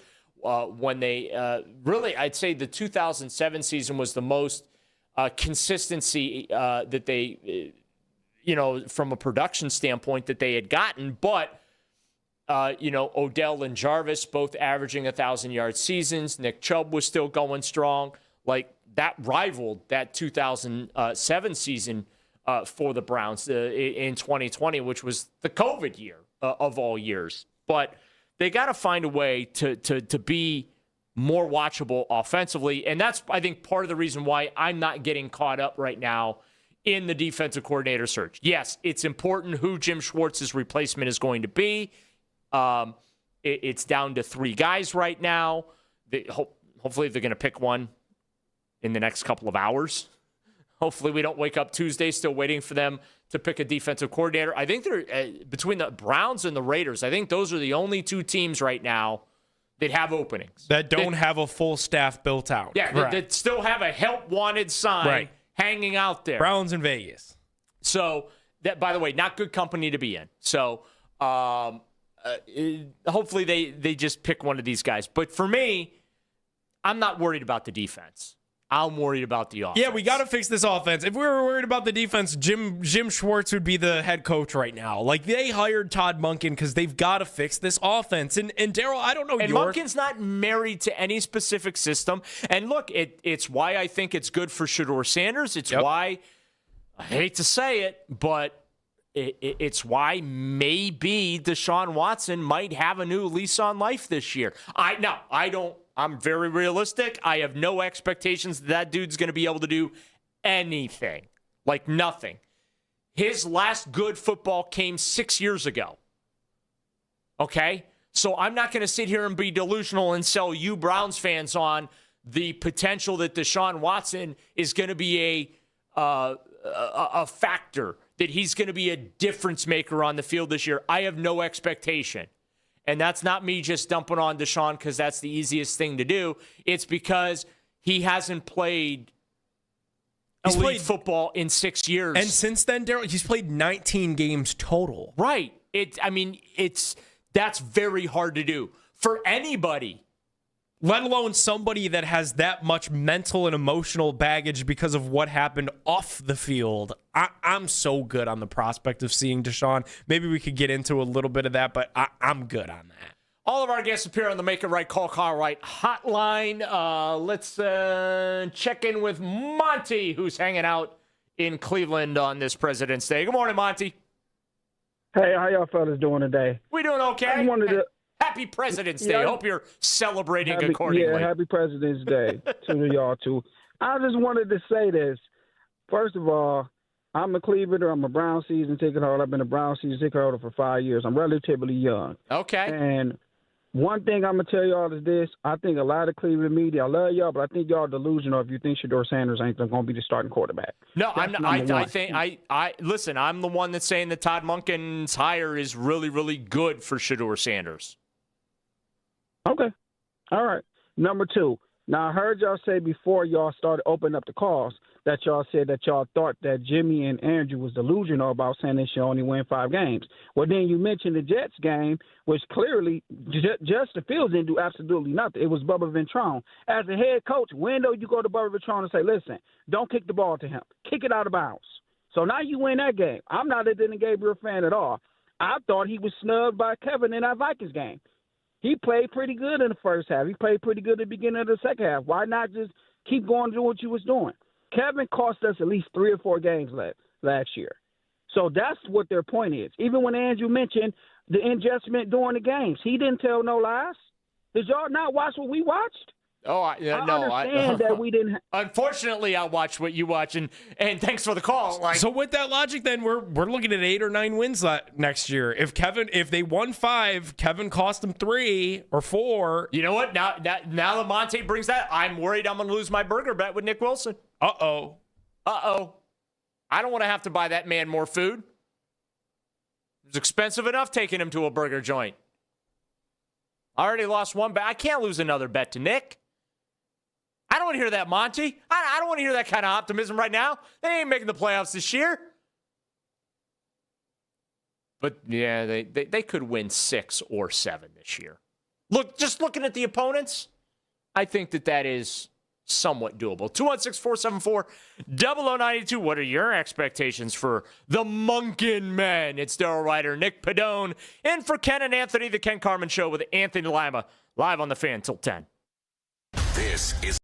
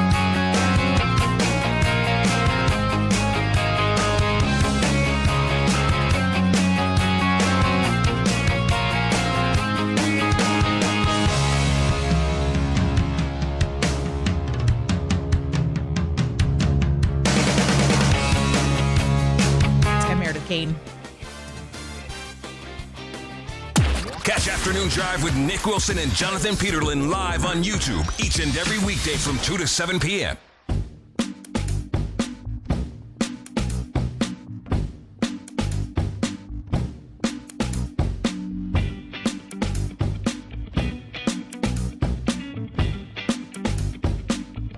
Back with you on the Fan, Ken Carman Show with Anthony Lima. The boys will be back tomorrow. It's Daryl Ryder, Nick Bedone, halfway home on a President's Day. We are not ranking the presidents this morning. We're just not going to do that. People in the YouTube chat are fighting right now about Jarvis Landry. Okay. Could I draw a line in the sand here? Well, I guess. No Jarvis slander in the chat, please. No Jarvis slander in the chat. By the way, usually around this time, I pop on with the boys on Monday. Brought to you by Scheibin Jewelers, Cleveland's premier jewelry store. But I'm here for 4 hours. Lucky you. Jarvis Landry slander. Now, Kayla informs me that we've who did you say we've been compared to, Kayla? Beavis and Butthead. Okay, I've had worse. Okay. I really have too. I'll wear that. That's fine. Wish we got the Beavis and Butthead royalties, but okay. That's one of the nicer ones. That's one of the nicer ones. Yeah. That's as nice as it gets. See, I don't want to hurt your Daryl's not feelings. in the YouTube chat. I'm in the YouTube chat. Absolutely not. I'm not living in the chat. I drop in the chat like when I'm bored at home, like if it's 6 o'clock or whatever. Like I'll drop in, say what's up to Nick and JP. Like nothing good comes from living in the YouTube chat for me. Sorry, I don't live in there. I hang out in there. You hang out in there? Sometimes you're living in there. Yeah, nothing good comes from that. Love all you on YouTube. Thanks so much for watching and commenting and liking and subscribing and doing and making fun of us and ripping us and all. That's great. Love you. I'm not looking at the chat. I'll leave that to you two. Social media reactions brought to you by Scheibin Jewelers, Cleveland's premier jewelry store. All right, there you go. Now somebody said Butthead and Mr. Bean. Now we're getting a little bit mean. I'm guessing you're the Mr. Bean. Getting a little bit mean. Dial it back. You said something to me coming into the show that I don't disagree with and I don't hate, but is not it's not how the Browns do things. Correct. You are against the idea of a Shedeur Sanders v. Deshaun Watson v. Dylan Gabriel v. whatever other corpse they bring in here to compete to be the starting quarterback this year. You are over I'm over the defensive coordinator search. Listen, it took them 24 days to pick a head coach, and we ended up with Todd Monken. We're 10 days deep into the Jim Schwartz is no longer with us. He said thanks, but no thanks, along with a few other colorful things on his way out the door. Looking for his replacement. It might be Jason Tarver, might be Corey Undlin, be someone else. But that's where we're at. They're down to 3, it looks like. Maybe we'll have an answer in the coming days. So we have a defensive coordinator competition going on right now. We do. I wonder if they all had to fill in questionnaires like, are you going to allow Myles Garrett to rush the quarterback? Jackbox, yes or no? The answer there is yes. Are you going to let Denzel Ward play man-to-man? The answer there is yes. Okay. Are you going to let Carson Schwarzenegger go sideline to sideline? Are you going to let him drop into coverage? Are you going to let him attack the line of scrimmage? The answer there is yes. I'm trying to help these guys, okay? Just trying to help them through the application process, how to answer these questions, right? But you detest the idea of another quarterback competition, huh? No more QB competitions. I'm over it. Why not? Completely over it. How many quarterback competitions have there been in the history of the league in the last 2 decades? And which of them have bore fruit? I look back on this. I think the last one that was a true success was maybe the Seattle Seahawks in 2012 when they went with Russell Wilson over Matt Flynn. Well, let me check my notes, over a decade ago was the last one that really bore fruit. How many quarterback competitions have we lived through here in Cleveland that have gotten us absolutely nothing? Well, if they, or as they say, if you have multiple quarterbacks, you have no quarterback. Right. One more time. Sorry, that last part. If you have multiple quarterbacks, you have no quarterbacks. So just name your guy and let him be the starter moving forward. Who should they have named last year? You're not going to like my answer, so I'm not even going to say it. I'll tell you who they should name this year. I ask a question, I usually expect an answer. This year, they should just name Shedeur Sanders. But that's not what I asked you. I said, who should they have named last year of the 4 guys they had? And to refresh everybody's memory and also to pile on the trauma, Dylan Gabriel, Shedeur Sanders, Joe Flacco, and Kenny Pickett. Of the 4, who should they have named instead of having the bogus 4-man quarterback competition? I said this at the time. It should have been communicated clearly to both the fans in the locker room that Joe Flacco is the veteran that took us to the playoffs in 2023, and Shedeur Sanders is the quarterback in waiting because he had the higher ceiling compared to Dylan Gabriel. And we were fed a bunch of nonsense and candidly fed a lot of misinformation about the supercomputer processing speed of Dylan Gabriel, which did not equate to success on an NFL gridiron. By the way, the safety at New England on the intentional grounding, brilliant CPU processing speed. Brilliant. Well, you didn't equate. He wasn't updated to the latest operating system for that Patriots game. That's what you had to run the old update there. So, but last year's 4-man quarterback competition really turned into the island of misfit toys. Flacco was a statue. Pickett was voted off the island before the season even started, and when he did get it into the game for the Vegas Raiders, he didn't look to be. They were hoping he was going to be the Sam Darnold reclamation, former first-round pick. Stop. Not even in the same conversation. And that was evident and true when he finally got on the field for the Raiders last year. He wasn't anything. Dylan Gabriel was who we all thought he was, an overdrafted 3rd-round pick that was overmatched, outclassed, and flat out outsized in every single game that he started. Hey, he put up better numbers than Shedeur Sanders did, though. Yeah, except for one category, wins and losses. And that's what matters in the National Football League. Quarterback stat. But so I've been told. They wasted 6 weeks in the middle of an NFL season that you only get 17 games. They wasted 6 of them starting a dude that was overmatched in every single game that he started. The 4-man quarterback competition was a colossal waste of time because it took those valuable snaps and it took those valuable reps away from Shedeur Sanders. And everybody made the big hullabaloo when Shedeur finally did get his opportunity that he didn't have any of those first-team snaps. Well, that was fact. First-team reps. That was fact. And how much did that really influence what we saw on the field? This year, if you don't have an off-ramp to the quarterback thing because Dante Moore didn't come out and you won a couple of games at the end and you find yourself with the 6th pick instead of the 1st pick and you're not going to be the team that selects Fernando Mendoza, why wouldn't you nip all that speculation in the rear end before it could even start? Nip it in the butt right now. Shedeur Sanders is our quarterback.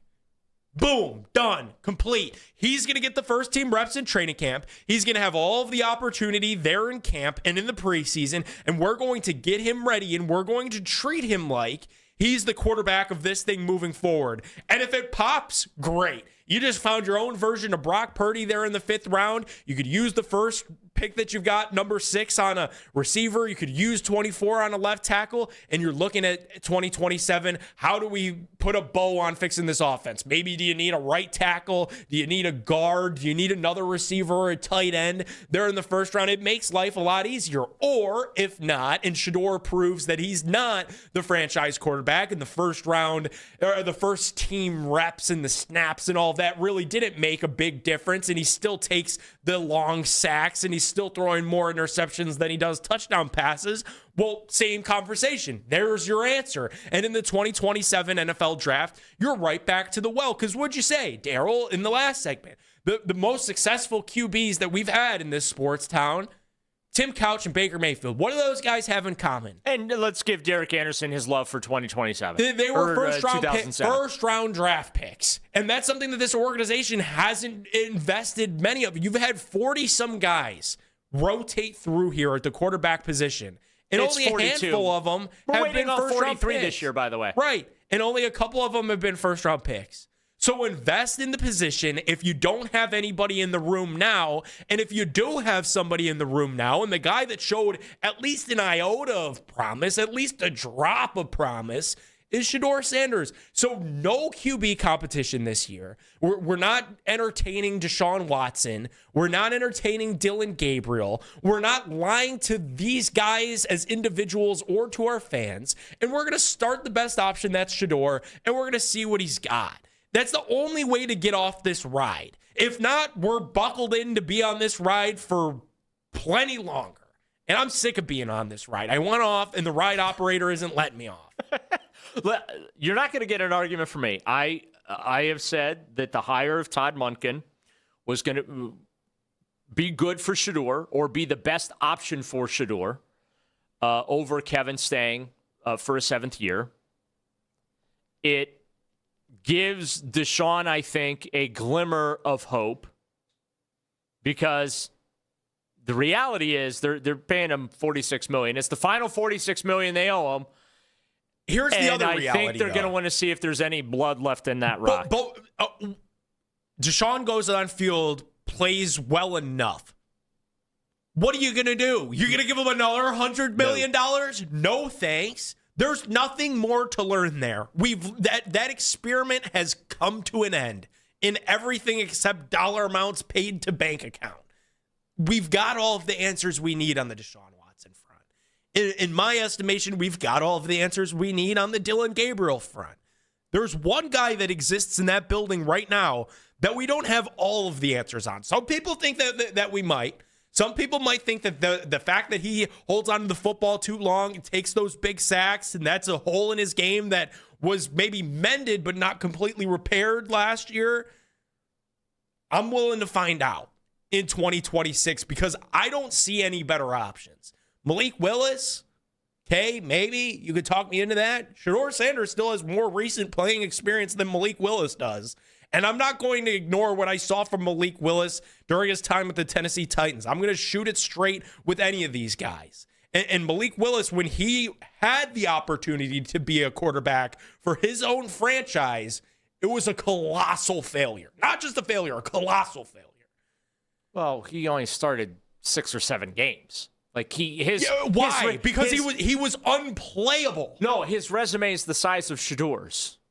And you're looking at $25 million for that to see if he can do it?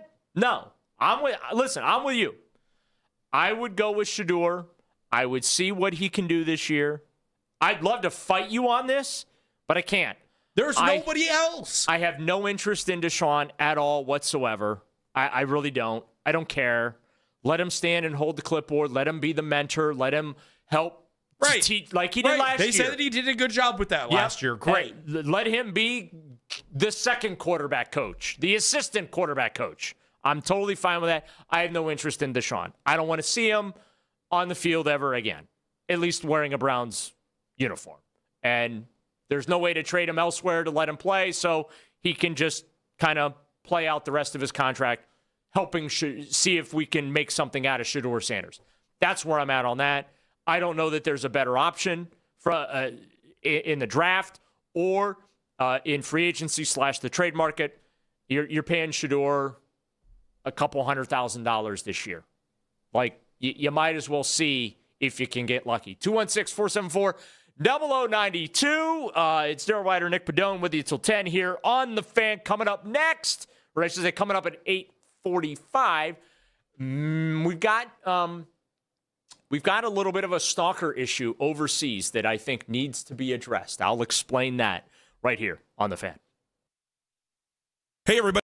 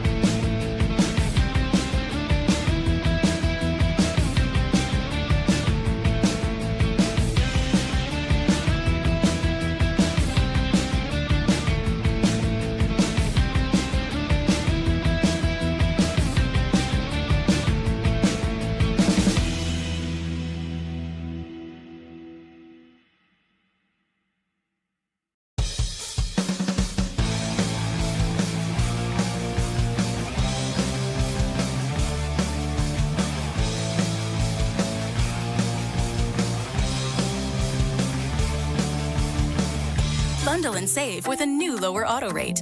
You're in good hands with Allstate. Not available in every state. Only applicable for new auto insurance business. Rates will vary by several factors, including how you purchase the policy. Potential savings may vary. Allstate North American Insurance Company and Affiliates, Northbrook, Illinois. Whenever you need to talk about the Browns, we got you covered. We are Sports Radio 92.3 The Fan.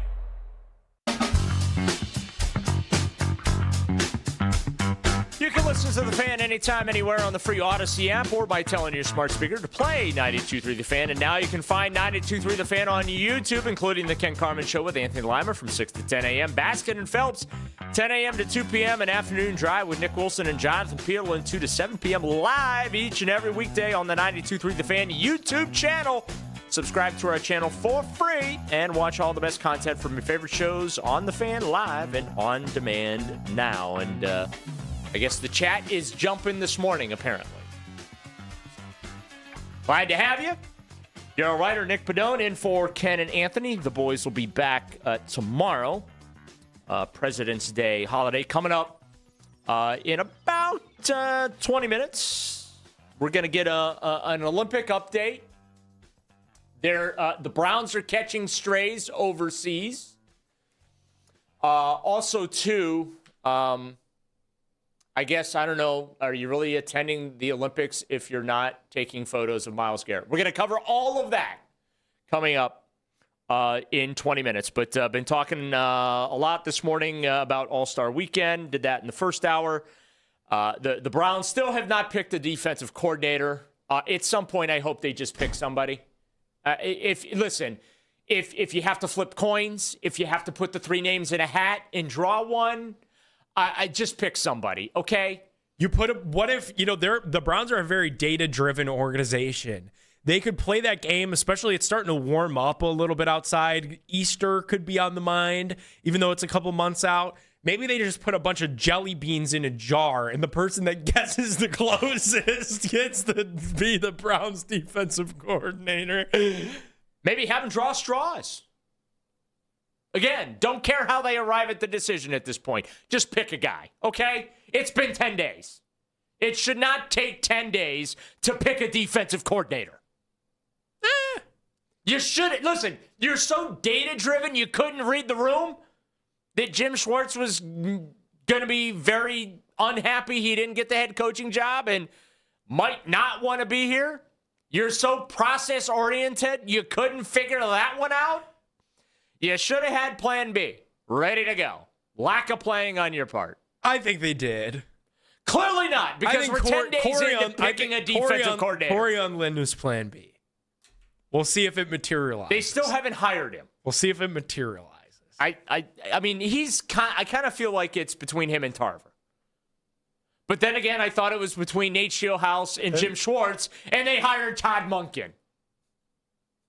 So with that logic, congratulations, Mike Rutenberg. You are the next defensive coordinator. Like, we really don't know. That's exactly how I'm going to feel. Similar to the head coaching thing, though, the longer that it drags out, it makes you feel like something stupid could be on the horizon of happening. Well, these are the Browns, so something stupid is always on the horizon. I'm sorry, low blow. Low-hanging fruit. I shouldn't be picking off the tree here on President's Day, but it's also true. Listen, you don't want to be made fun of win more games. You don't want to be made fun of score more than 17 points in a game. You don't want to be made fun of. Don't have an error. What did Fearless Leader text us this morning as far as the point spreads in games?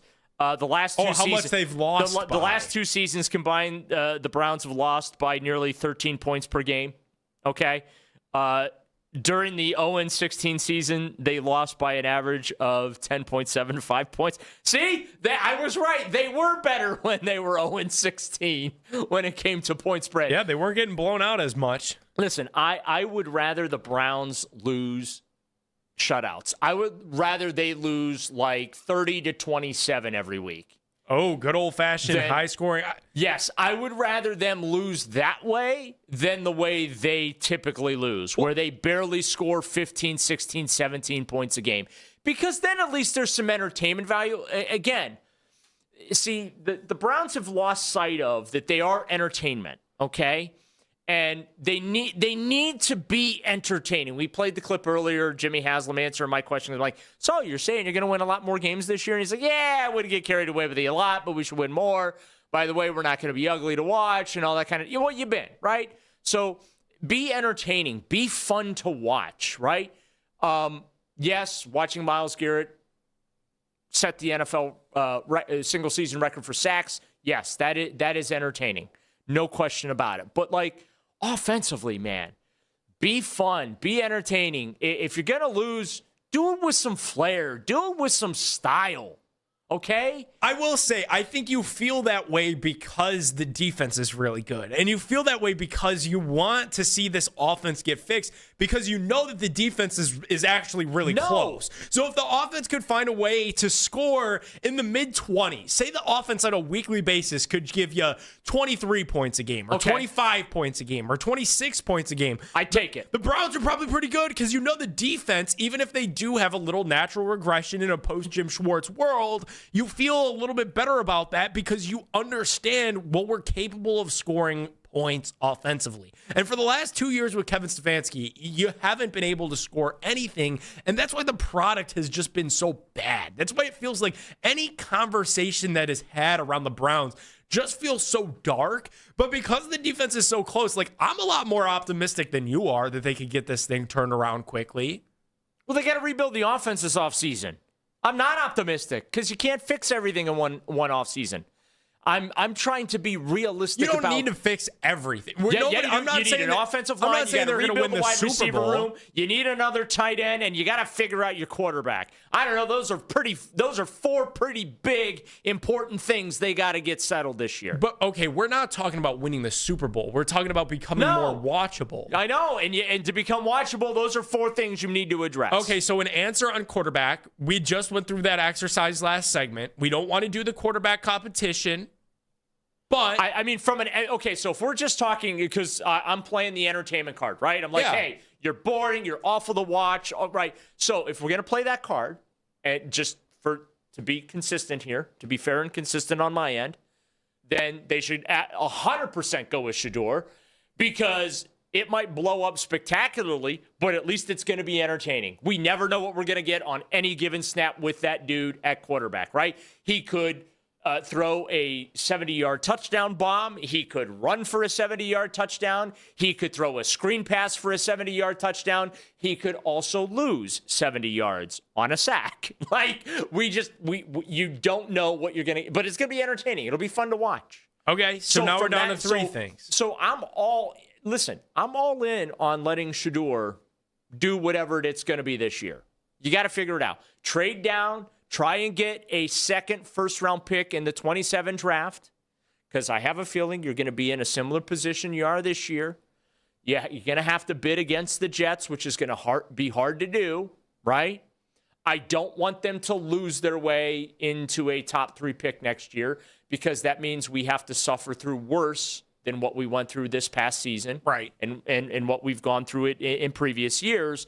But I'd like them to be in a position where you can say, hey, we'll give you our 2 first-round picks in 27. We'll throw in the 2028 first-rounder as well, so we can move up to 1 or 2 in the draft. Like, I want them to be in that position to where they can trade their way into one of these young quarterbacks, assuming that your guy, Shedeur, does not play at a level that sells you that he is the guy, right? Your franchise, especially because he's a 5th-round pick, so but also he doesn't have a 5-year contract. He's only got 2 more years after this season on that deal in its totality. So this will be a make or break season for Shedeur, even without the pressure of that 2027 quarterback class. Just because dollars and cents say you got to make a decision one way or another anyhow. And I agree, you got to get him some help. But the good news is you've got 2 first-round draft picks this year.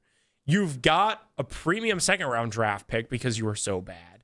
And you've got 10 total.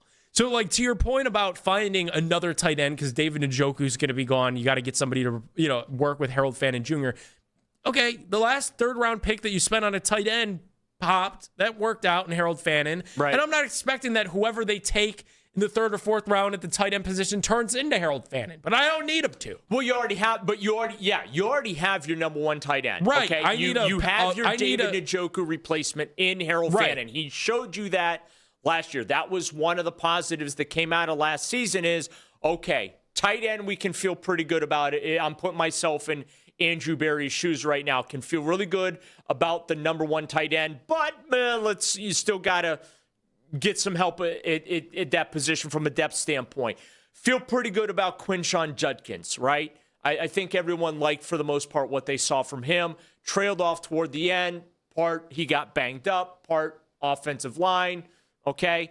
Dylan Sampson showed some flashes. Especially on 3rd downs out of the backfield, could catch the ball. Feel okay about that. We're going to assume that Jerry Jeudy's going to be better than what he was last year. Fingers crossed. Right. We're going to assume that he'll be happier, the attitude's going to be better, therefore the production's going to be better. We're assuming there, but beyond that, I can't count on Cedric Tillman, okay? Nope. There's only so many times I can hear, hey, he's going to be a big red zone target. They don't use him in the red zone. He's not a red zone target, at least not the way that they thought or talked about he could be for them, okay? No. Otherwise, then maybe next year try and do that with him. Like Jamari Thrash, okay. Isaiah Bond. Again, maybe there is something there with that kid. He's certainly got the speed. Maybe he can work on the contested catches thing. Maybe there's something there. But again, I'm not putting my eggs in that basket and just assuming and counting on it. They've got to find a number 1 wide receiver. That's not Jerry Jeudy. They did this with Jarvis Landry, where when they got Jarvis, they got him for nothing. Well, I know, similar to Jerry, but they treated him they paid him like a number 1, and they treated him like a number 1. But he's a number 2. Okay. And by the way, saying a guy's a number 2 receiver is not an insult. I just want to make that clear. That's not ripping. Jerry Jeudy is a number 2 receiver.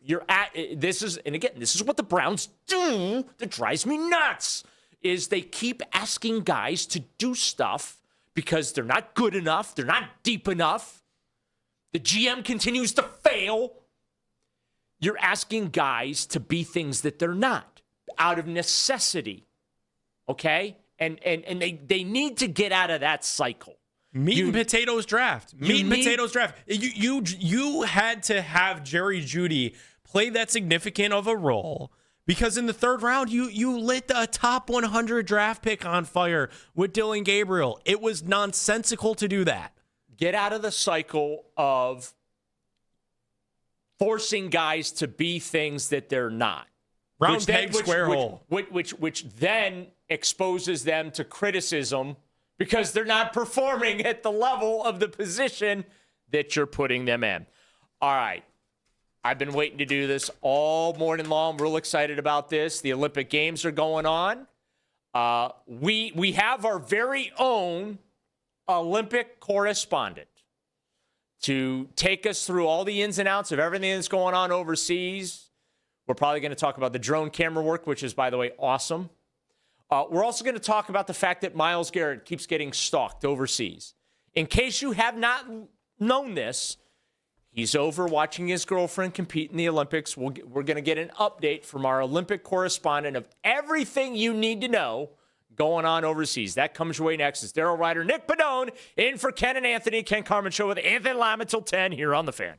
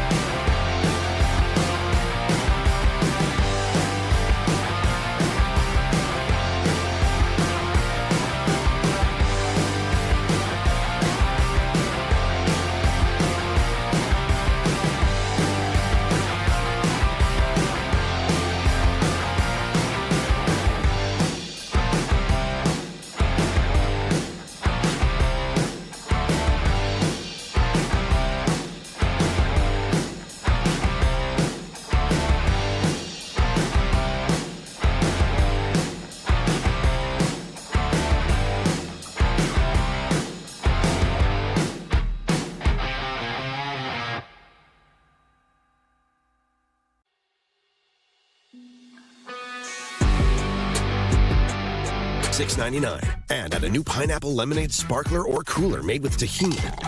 It's the limited time only Swisey menu. Get it delivered in the DQ app. Happy tastes good. Participation may vary. Headline sports news every 20 minutes from the University Hospital's sports desk. We are Sports Radio 92.3 The Fan.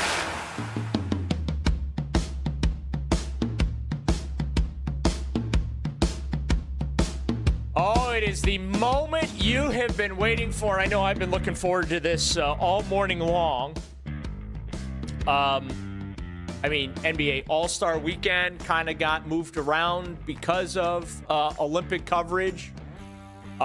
Listen, we go the extra mile here at The Fan for you, the fans, and we have our very own Olympic correspondent. Ladies and gentlemen, I give you Meredith Kane.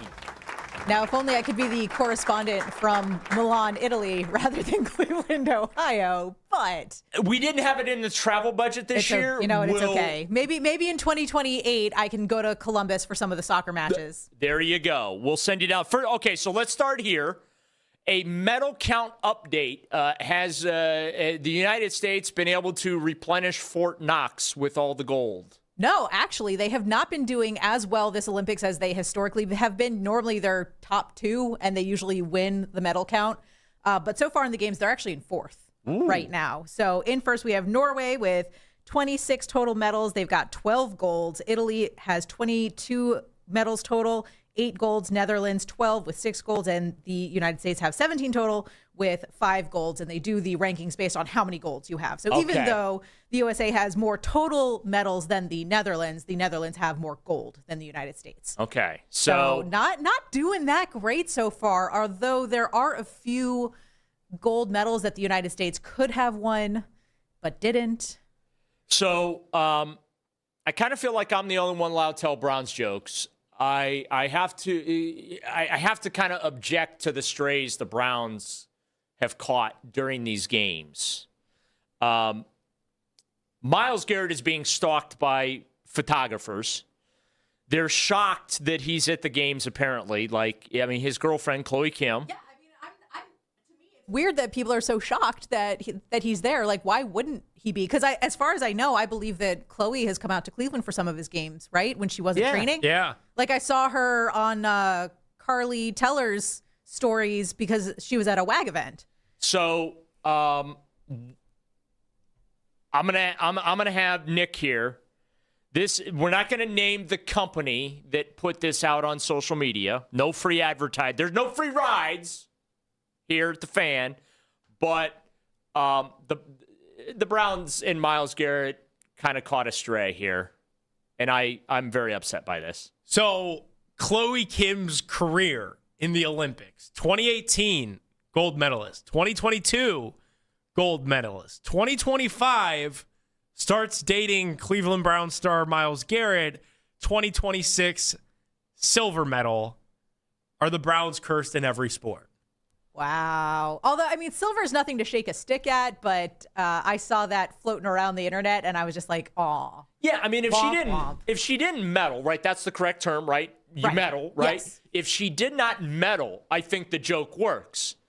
But getting silver is pretty good. And on top of that, she was going for a three-peat. I think it would have been one thing if she had come in as the favorite and did not get a medal at all. That happened to Ilya Malinin. Okay. Over the weekend, he was the favorite for men's figure skating. What happened? Could we jump into what happened with that? Oh, my God. He was awful. He was off. They were hyping this guy up, Daryl, like he was going to be the Tom Brady of figure skating, but he's younger. I thought you were going to say they're hyping him up like Shedeur Sanders. Maybe, but like, no, this dude had actual expectations of being like one of the greatest athletes that the Olympics have ever seen, like especially for men figure skating in the States. Like his parents both did it at a ridiculously high level. He gets out there and just bladder down leg. It was bad, dude. So I saw it, and I've heard two things. So I've heard former Olympians have talked about it, and they say it's from a mental aspect because he's young. This is his first Olympics. Okay. And so the pressure probably got to him. And you could hear, like, after his performance, he even made comments of, like, oh, if I was in Beijing, this wouldn't have happened. He did blame, like, the Yeah, because the way I was looking it up over the week and I still don't understand it. The U.S. figure skating, they have a very weird way of determining who makes the team, and he probably should have made it in 2022, but he didn't. And so now the pressure kind of got to him. But while I was watching it, I was thinking there was an issue with the ice because of the 15 skaters that went, there were 12 of them that fell. Because when he went to go for one of his first quads, he threw a single, and you could kind of tell that he was thrown off ever since then. Which is the twirls that they do in the air. Yeah, I was watching I knew that. I was knew that. watching this. He's the only skater that has every single quad in his arsenal. Not every skater can do a quad of every single type of jump. So the axles, the flips, the salchows, all those different types of jumps. He's the only skater who can do quads in every single one of them. Yeah, Nick, I've seen Blades of Glory. Okay, I know what a quad is. He knows everything. He was bad. He was, I can't tell if it was a mental thing or if it was an ice thing because there were so many skaters that fell that day, and it looked extremely Zamboni. Yeah, it looked extremely uncharacteristic. Zamboni to clean up the ice because you got so many people skating around. Right. The ice was just beat up at the point he got on there. So it was run a Zamboni through there and at least clean up the ice so he could go on there with a clean field. But I mean, it was bad. And then he did blame the fact that he wasn't in Beijing. I do hope from a humanity standpoint that he's good. I don't know, Meredith, if you've seen he's posted his reposts on TikTok were not great. Really depressing. They were not great. Some really depressing stuff. He was not doing okay mentally. Now he did have incredible sportsmanship. He went and congratulated, gave a hug to the gold medalist winner. All of his frustration was internal. He didn't take it out on anybody else. So he is a very good sport about it. But yeah, the reposts on his social media are a little questionable. How's the U.S. curling team doing? I hear that's all the rage now, the sweeping in front of the sliding rock. So in mixed doubles, they won silver, which meant Corey Tesi. Second place! Yes. So Corey Tesi, who is the woman in the pair, is the first woman to win a medal in curling for the U.S. Olympic team, which is really, really cool. And now she's on the women's team. So there's it's a 4-person team. They'll play this afternoon. They are 4-1. They beat Canada for the first time ever in Olympic history. Wow. So our women's curlers are doing quite well. The 51st state falling in line.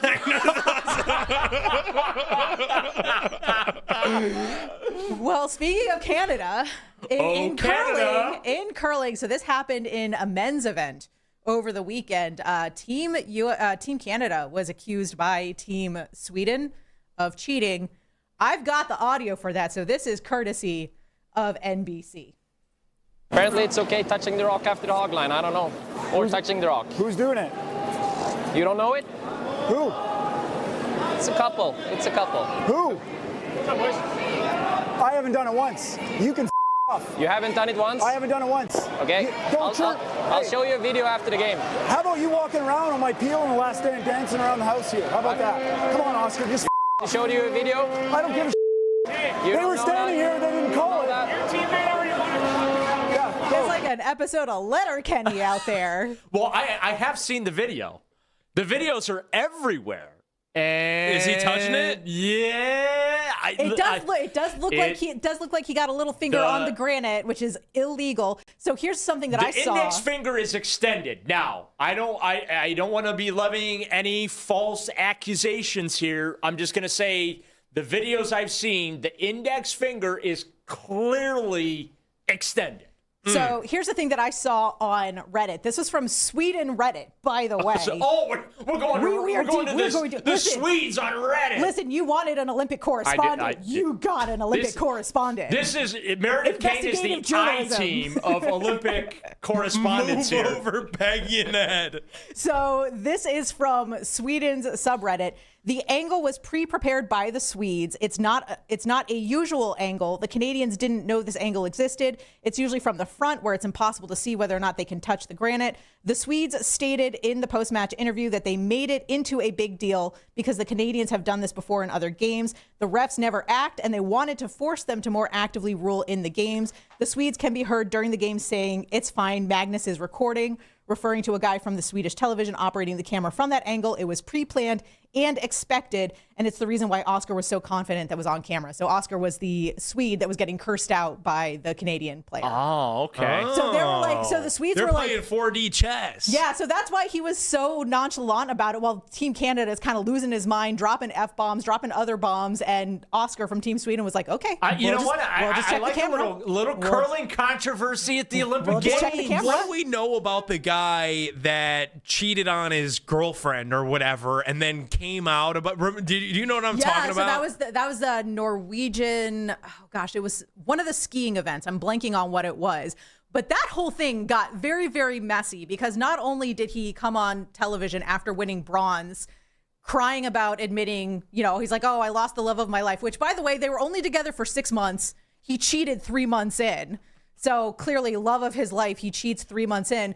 But the real problem came is that his teammate won gold. Oh. And earlier, I don't know how recently, but one of their teammates actually passed away unexpectedly. And the gold medalist was like doing this for his teammate. He won this gold for, like, he wanted to dedicate the gold to his... Completely overshadowed by dude that cheats on his girlfriend. Yes, and then... That won bronze. That wasn't even really... and then you'd be lucky that you got on the podium. And then there's like a Norwegian...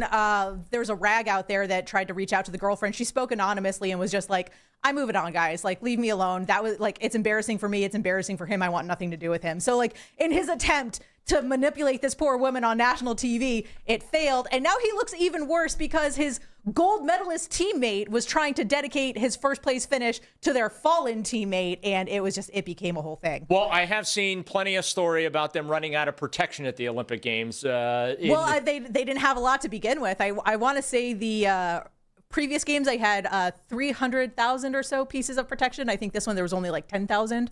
They ran out pretty quickly. The joke is that the Kachuk brothers, who are both playing for Team USA men's hockey, stole them because they thought they were balloons and didn't realize what they were for. That's the running joke. How are the hockey guys doing? So the men's team is undefeated. The women's team also undefeated, by the way. They are 5-0, and they've only given up 1 goal through 5 games. They are in the semifinals today. That's going to be at 10:40. We have a Cleveland Heights native on that team, Layla Edwards. Yep. First black woman to play for Team USA Hockey. Thank you. First black woman to score a goal in the Olympics. And then on top of that, she has 2 goals, 4 assists. She is absolutely crushing it. So the semifinals are today. So you've got USA at 10:40, and then later on Canada will play in that match. Winners go on in a gold medal match. Losers will play for the bronze medal match. I also want to point out, when it comes to women's hockey, Ohio State is the only NCAA program that is represented on every team in women's hockey. They've got for Team Canada, Jen Gardner, Sophie Jack, Emma Malte, Natalie Spooner. Team Canada playing from Ohio State. On Sweden, we have Mira Uniker, Sophie Lundlin, Jenna Rauno, Hilda Svensson. And then for Team Switzerland, we have Andrea Brandil. And then for the United States, Kayla Barnes, Hannah Belka, Joy Doom. Wow. So Ohio State, very, very well represented in women's hockey out in Milan. Go Bucks. Meredith, outstanding. Outstanding. Meredith Kane, ladies and gentlemen. Our Olympic correspondent. That's better here Olympic coverage than you're going to find anywhere. You know what? You're not getting that kind of Olympic coverage on Peacock and NBC. Turn off That Tarico, turn on Meredith Kane. Turn off Andrew Sicilian. No, I'm just kidding. No. Oh, wow. Wait. You know what? I'm going to text him right now. Somebody clip that. I did text Andrew on the very first day because he's on Gold Zone and his coverage is actually quite good. So I'm joking. Andrew's a friend of mine. I'm kidding, Andrew. Thank you, Meredith. Back to the coordinator search. After this, Daryl Ryder, Nick Padone, Ken Carman Show with Anthony Lima with you till 10 on The Fan. This is an Odyssey Sports.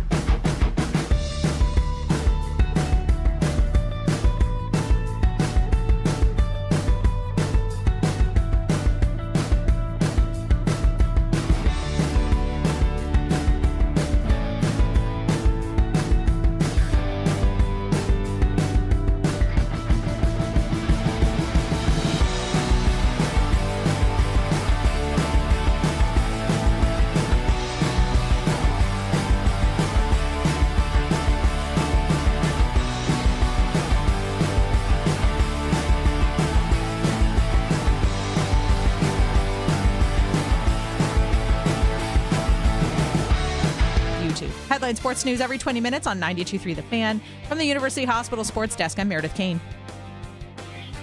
When you want the latest on the Browns, we're the station you turn to first. 92.3 The Fan is Cleveland's home for breaking sports news. Your teams, your station.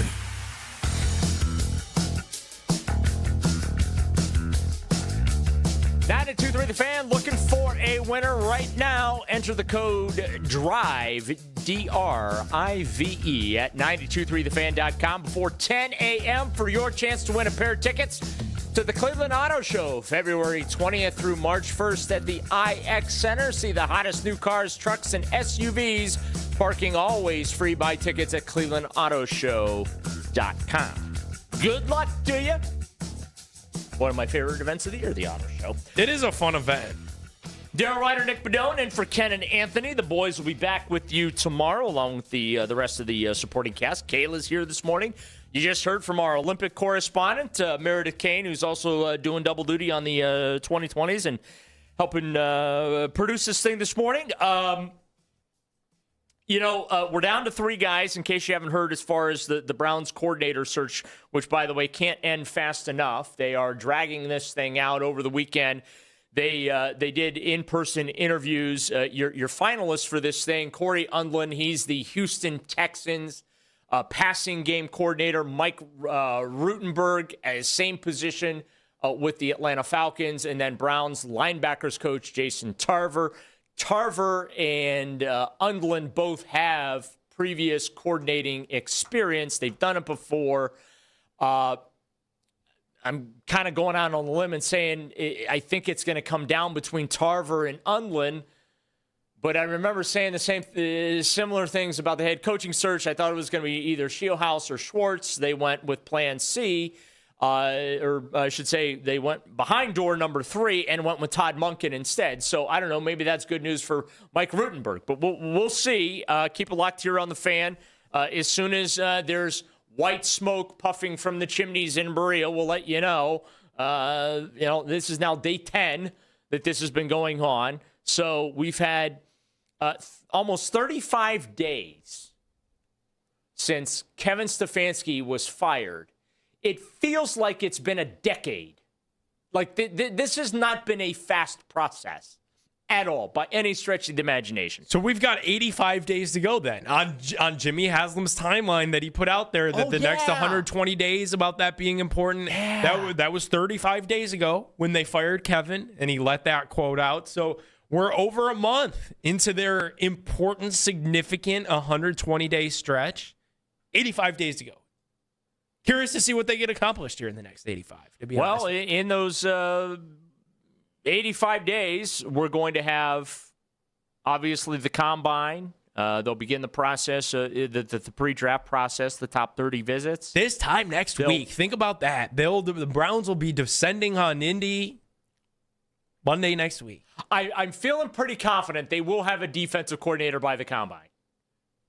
Might not have it by the end of the day. Might not have it by the end of tomorrow. Just pick a guy.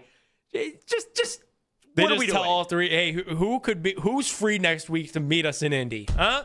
How's that sound?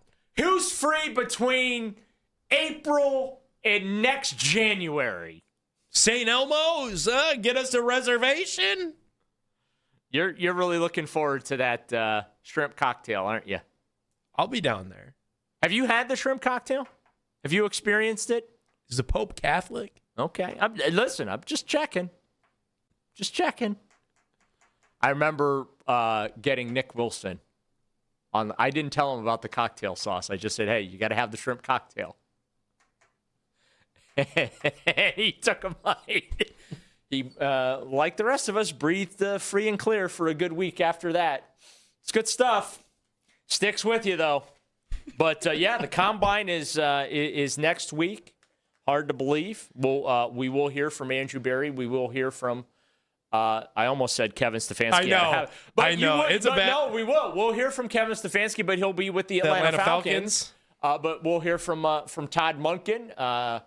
And, again, we are hoping that by the time they get to Indianapolis, they will have a defensive coordinator. I think we should be hoping that by the time our head hits the pillow to go to sleep tonight, they should have a defensive coordinator. I hope so, too. Listen, rooting for you, Browns. You can do this. You can do this. Make the decision You're Can we do it in there. the next hour? Can we do it by the time we turn the keys to this thing off to the midday guys? The midday show. Yeah, we'll see. I'm going to say no. That it won't happen by 10 It will a.m. not happen. I think is X down? Is the Elon machine not functioning? Because what happens if Adam Schefter tries to break a little news while the Elon machine is down? Here's the question. Will we have a defensive coordinator before the next installment of the Fan Offseason Special?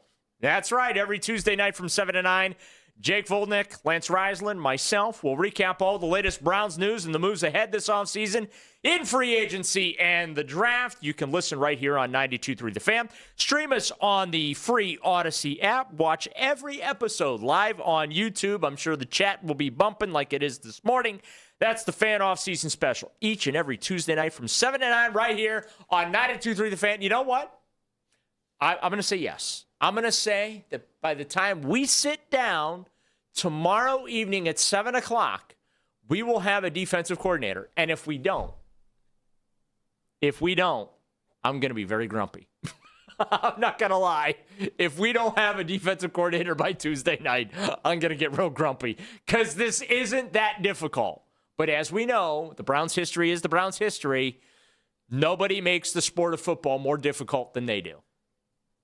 That's the reputation. It is their God-given gift to make football as difficult as possible. Like you've got Tarver in the building, and you've had him in the building since 2020, since the pandemic, since before the pandemic. Jason Tarver has been in the building, so you know pretty much what he's about. He's done a great job with the linebackers. He's done a nice job. Worked under Jim Schwartz for 3 years. He knows the system. He obviously knows the players, has a relationship with a lot of the players that are here right now.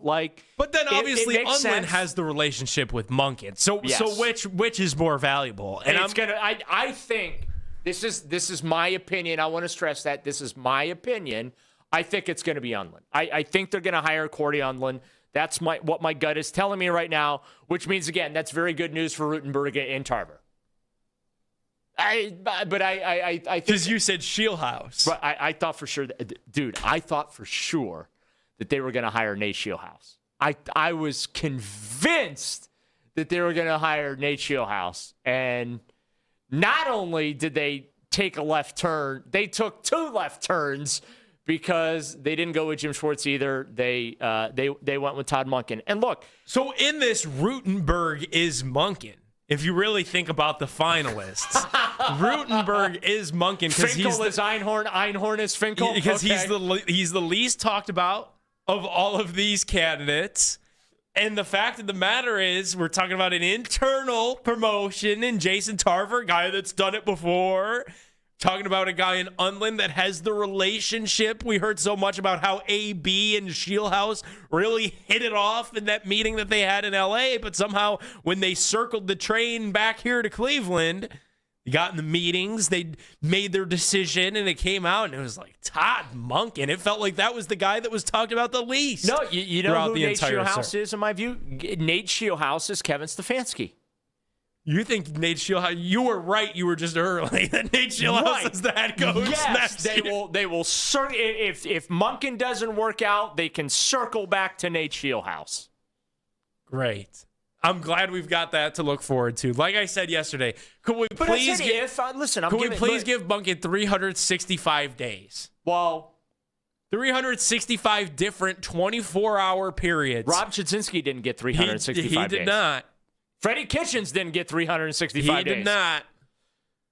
He sold a couple hoodies and he made a couple of good T-shirts, but Pittsburgh started it. He did not make it 365 days. I'm never going to forget that photo where he's wearing the Pittsburgh started it T-shirt. That photo, the lore behind that photo is also interesting to me. Like, you could write a book about the 2019 Cleveland Browns. Well, Todd Monken tried to. There was the video. We had talked about this, and I know other shows talked about it. The video where Monken was in Baltimore, and he was either doing a coach's clinic or whatever, but he was talking about his experiences coaching.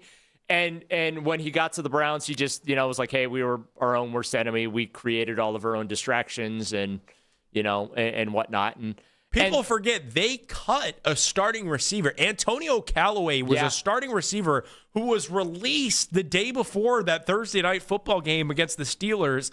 Everybody forgets about that, though, because of the Mason Rudolph, Myles Garrett helmet swing. There's so many. The clown shoes that Jarvis and Odell had to change out of. Yeah. The Richard Milley watch that Odell was getting paid to wear. Remember Handshake Gate when Richard Sherman said that Baker Mayfield didn't shake their hands before the game, but then later in the week video surfaced where they did in fact shake hands, so then Richard Sherman had to apologize to that season was a fire hose of just absolute nonsense. Remember against the Denver Broncos, Baker shaved his face like 4 or 5 different times during the game. Like each day could be its own chapter. Right. Remember Marlon Humphrey choked Odell Beckham Jr. on the football field, and the Ravens tried to say that didn't happen. Yeah. At one point, it was nonstop. It was a couple years ago. I think I did this was like a pandemic activity. I went back and day by day through training camp. I started in 2019 when Duke Johnson was having his contract dispute, and Baker said, "You're either on this bus or you're off of it," or whatever he said. I went day by day. And then Baker had to be checked by teammates of you don't talk about somebody else's wallet. money. Yeah. I went day by day and I documented each day something crazy happened throughout the 2019 season. It was something, it was completely unheralded. Well, it's like what Ken does. He does his running list during the offseason of like off-season storylines and all that. Yes, same thing. So you stole Ken's bit from him is what you're saying. Pretty much. Okay. And it was complete. It was retroactive stealing as well, I will admit, because I had to look back at just how crazy each and every day was of that 2019 season, because there was a new bizarre storyline one day after the next. Mama didn't raise a wuss. Dilly dilly to the Cleveland fans. Well, that was a few seasons earlier with the victory beers. That was 2018 because they hadn't won a game in forever. The thing with the Pittsburgh started it T-shirt. Were you one of the people lined up to get the victory fridge? I wasn't 21. Okay, that was the correct. But in see, 2018, I wasn't even 21. You said you weren't 21, but you also. Yes, Kayla, yeah. He's yeah. You didn't say though if you were in line or not. I attended that game. No, you didn't. I was at that game. That was not the answer. I was like, were you in line? I didn't ask how old you were. I didn't ask if you attended the game. Were you in line to procure yourself one of them victory fridges? Dude, it's President's Day. I don't have to answer any of these questions directly. I could sidestep just like everybody else. Gonna pull a Kevin. Kevin Stefanski's not here anymore. That's not my focus. If he was here, what would he say? That's not my focus right now. Is that what you're doing, Daryl? I appreciate the question. That's not my focus right now. Yeah, we should give. Yeah, Mary Kay, I understand the question. It's just not my focus right now. We have to. Yeah. We have to now. So we're gonna have to figure out like what Todd Monken's isms are going to be.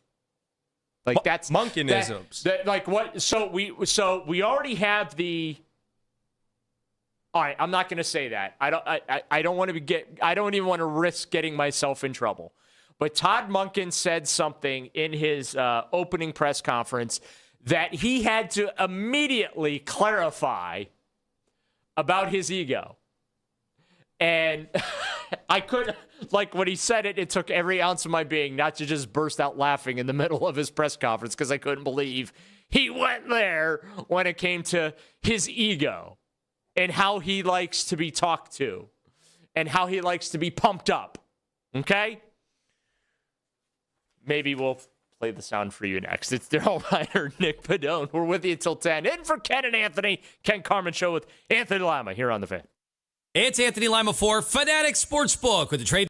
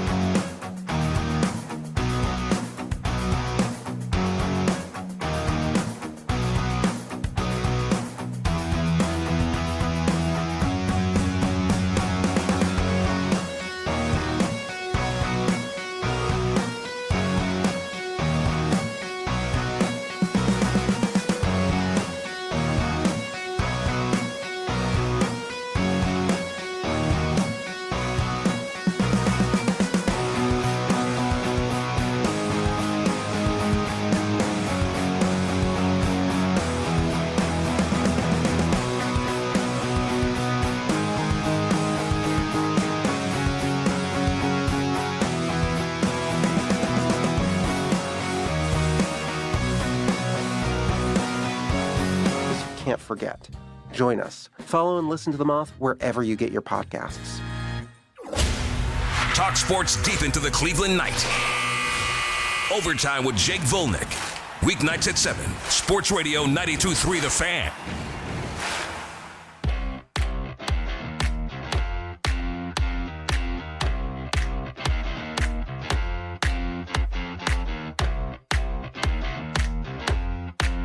Back with you on The Fan. Daryl Ryder, Nick Padone. We're in for the boys who will be back tomorrow. Happy President's Day to...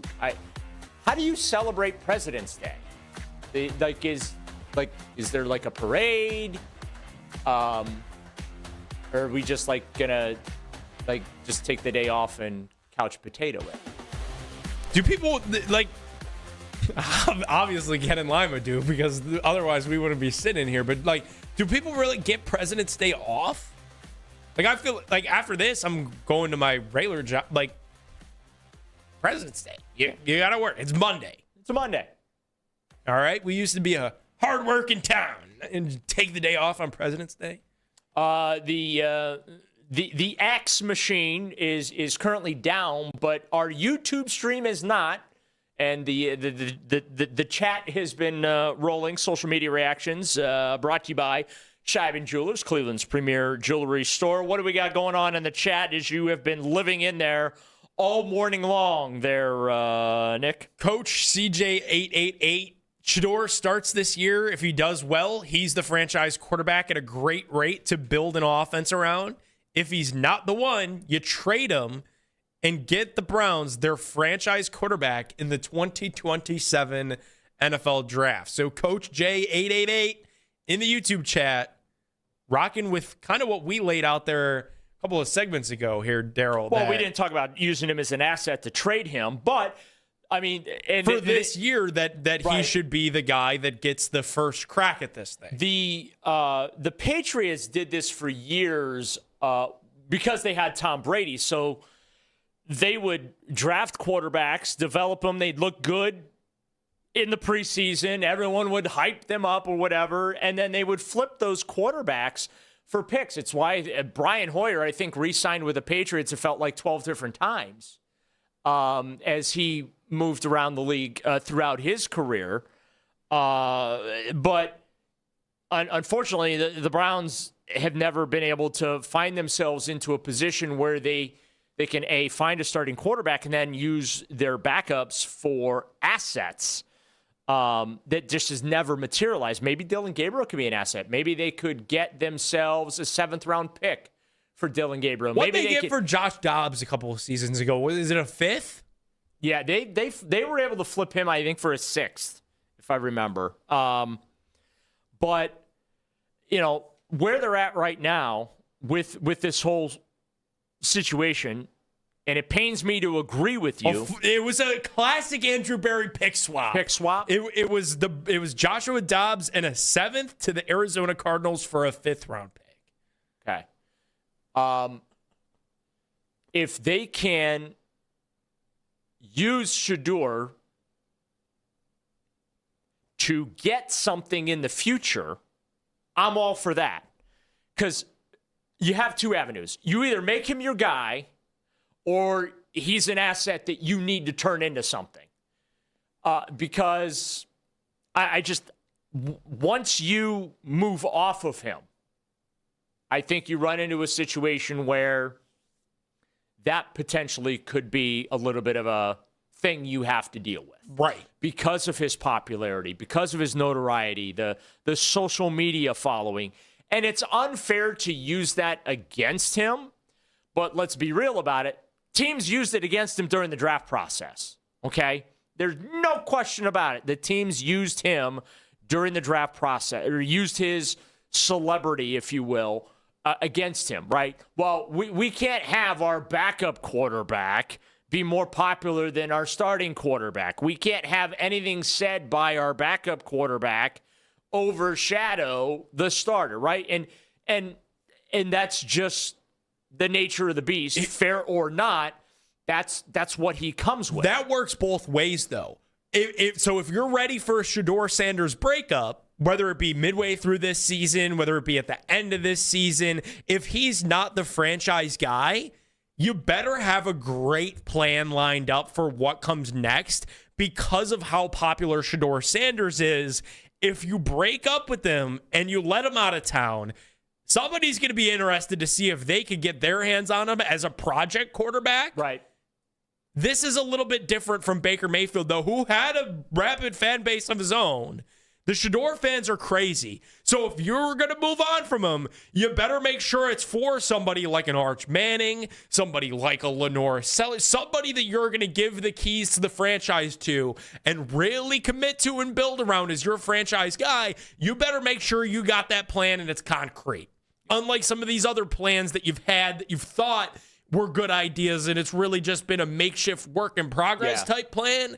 To move off Shedeur, you better be 100% sure. Because if he goes out somewhere else and pops like Baker has with the Tampa Bay Buccaneers, people are going to be doubly mad. Yeah, you're going to look really stupid. Because you just had a 5th-round pick, virtually no investment, virtually paying nothing. You got to make sure that you handle this situation completely correct. It's a lot of pressure for a guy that they didn't make a big investment in, but because of the popularity, they got to make sure that they ace it. Because, I mean, put yourself in Shedeur's shoes. After going through what he did last year, right?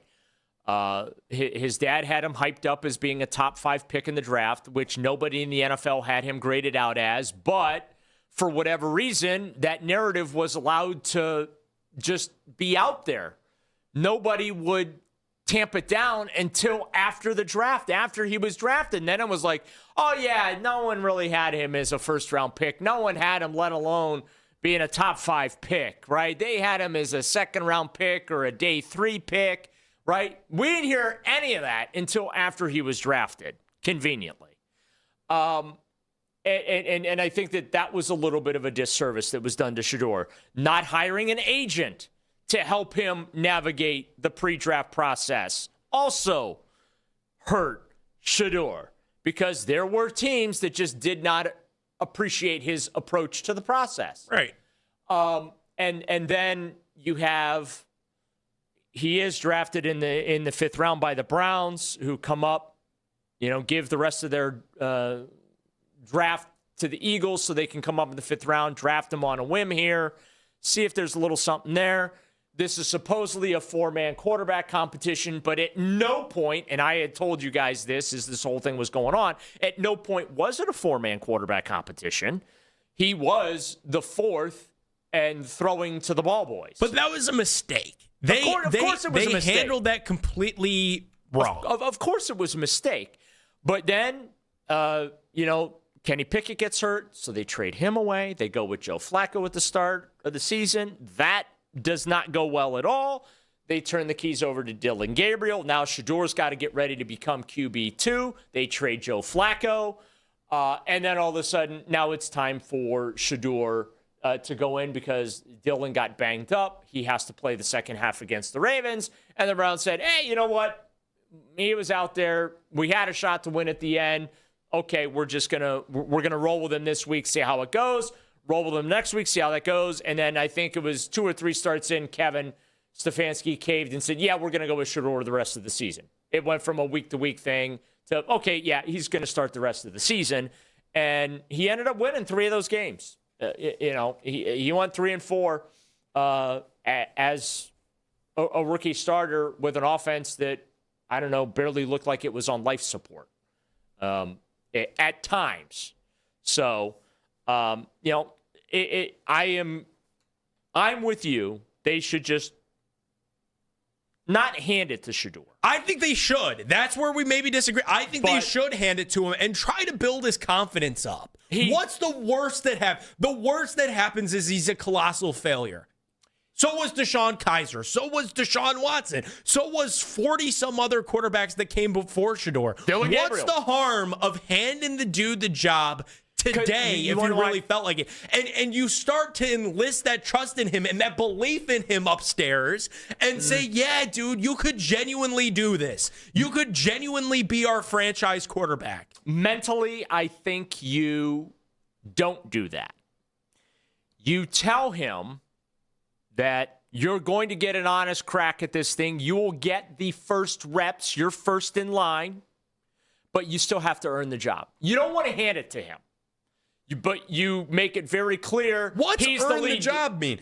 Because with the other two guys in the middle, my rebuttal would be, I earned the job. Deshaun Watson has played 19 games since you traded for him. Dylan Gabriel's 5'9" and couldn't complete a pass 5 yards down the field if he tried his hardest. I proved to you that this is that'd be my rebuttal. I don't think Shedeur handles himself that way, obviously, but that's the clean rebuttal that you could make. Unless they add competition externally, unless they add Malik Willis, which I don't think either you or me want to see them do. No, you're better off. You might as well just see what Shedeur can do. Why would you need to spend $20 to $25 million to see if Malik Willis can do it? Why? What's the point there? Because he's only 27 and you think that he could be a long time. I'm just playing devil's advocate. I don't want him to do it. Yeah. The last 27-year-old quarterback they had here was Brandon Weeden when they tried to figure out if he could do it too. How'd that turn out? I hope they don't fall in line with this twisted, probably broken belief that Malik Willis can be Sam Darnold when Sam Darnold gave you a year worth of great tape on sample size during his time at the Minnesota Vikings. Sam Darnold's actually played with regularity. Yeah, he bounced around a little bit, but he actually played. Right, he played a full season with the Minnesota Vikings, but people will try to compare the fact that Darnold spent that year rehabbing his football career with the 49ers and Shanahan when he was Purdy's backup, and the last 2 seasons, Malik Willis has rehabbed his football career in Green Bay with LaFleur. I'm just telling you, I already see how this is going to play out in the arguments and the way that people are going to try to bend this thing. This just dropped from Jordan Schultz. The Dolphins and 2-time Pro Bowl pass rusher Bradley Chubb are going to part ways, and the 29-year-old is going to be a free agent. Very interesting. In 2 full seasons with the Dolphins, Chubb had 20 sacks, 8 forced fumbles, 117 tackles. 29 years old, is going to be a free agent. So Jeff Hafley already getting down there to Miami and shaking some things up. Making some decisions. That would be nice if the Browns would make some decisions here and pick a defensive coordinator. That signals a rebuild down there in Miami, Miami, think that's exactly what is going to... I think that's what's exactly going to happen. If we got a little bit of a fire sale going down there in Miami, could I pick up the horn and get Jalen Waddle? What's the asking price on that? A second? Again, need the Browns to make a decision. They're making decisions in Miami. Be nice if the Browns made some decisions up here in Cleveland. Pick one of these 3 guys. Someone, anyone. It should not take you 10 days to pick a defensive coordinator. Did they hire Todd Monken with no plan B? It sure feels that way. They just assumed Jim Schwartz was going to stay. The longer this bleeds, too, one thing, the longer this bleeds, they're starting to fall behind on some of these other decisions that you're seeing these other organizations like Miami start to make. That's why this is important, and that's why you're trying to speed this whole thing up. Pick a guy. Get it over with already. You've had enough time to contemplate it. There is a story that popped up over the weekend that will or should make every Guardians fan's blood boil. And I am fearful that my theory, and I stress my theory, might have been true. We'll talk about that next. Daryl Ryder, Nick Padone with you till 10, in for Ken and Anthony on The Fan. Brad Evans.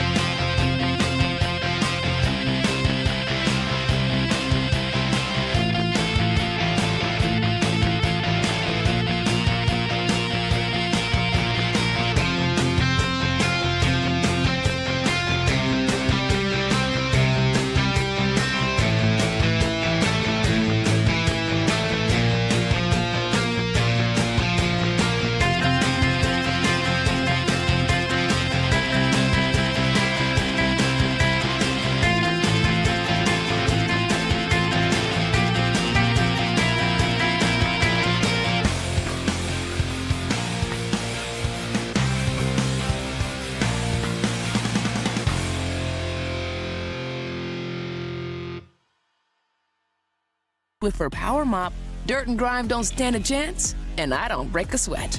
Mic drop. I mean, mop drop. Swiffer Power Mop.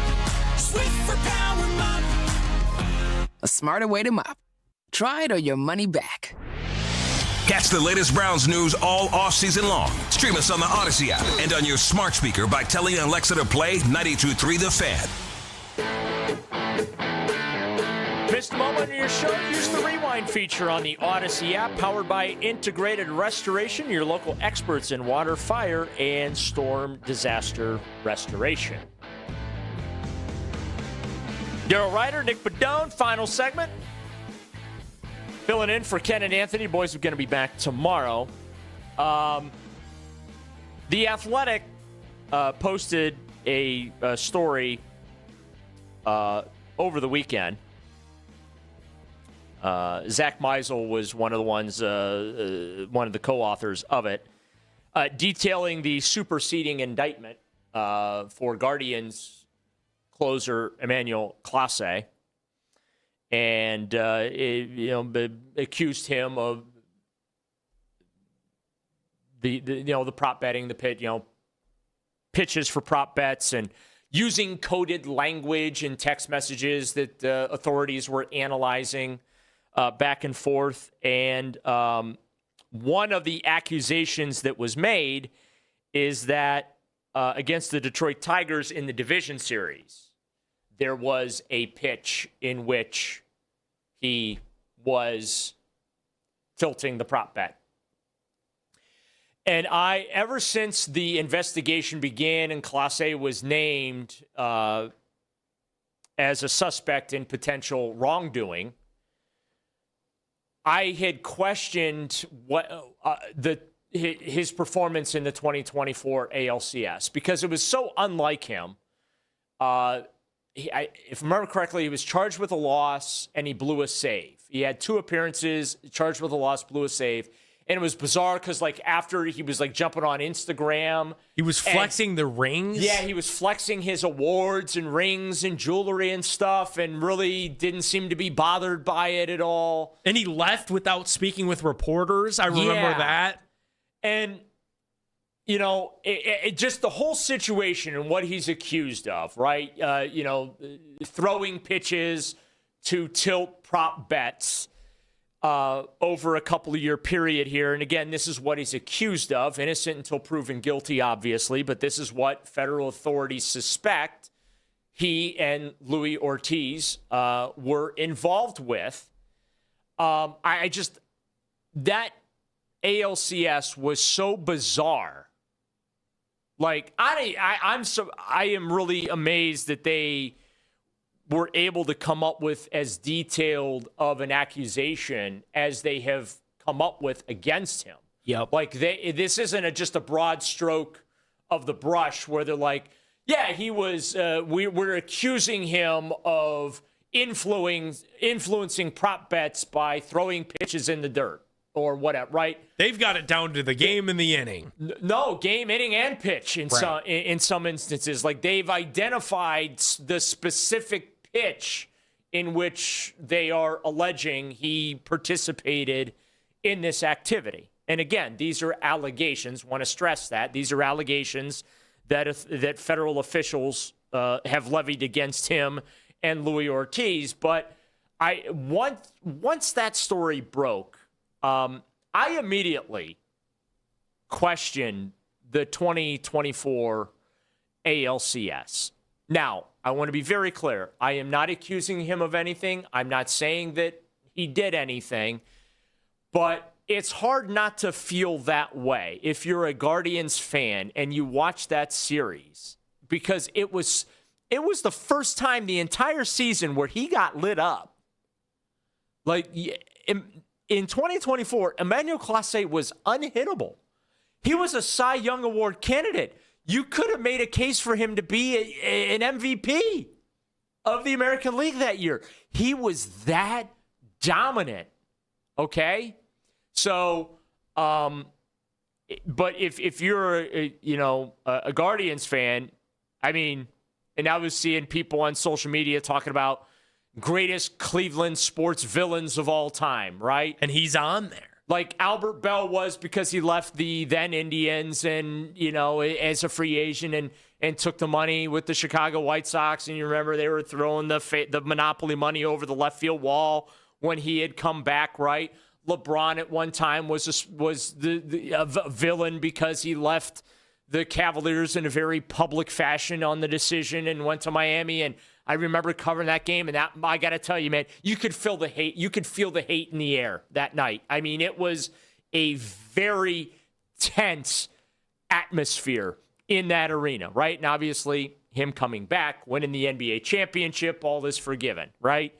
I got to say, I people were saying, well, Deshaun Watson is the great villain because of the $230 million contract, the baggage he came with, and the accusations that were made there. And recently, the final two cases regarding those allegations had been settled out of court. And so that is now all behind him. The 27 civil suits that were filed, those have all now been resolved in some way, shape, or form. But Deshaun was he's the big Cleveland villain because he got hurt, was suspended 11 games, and when he did play, he wasn't that great. And he got $230 million for basically doing nothing, right?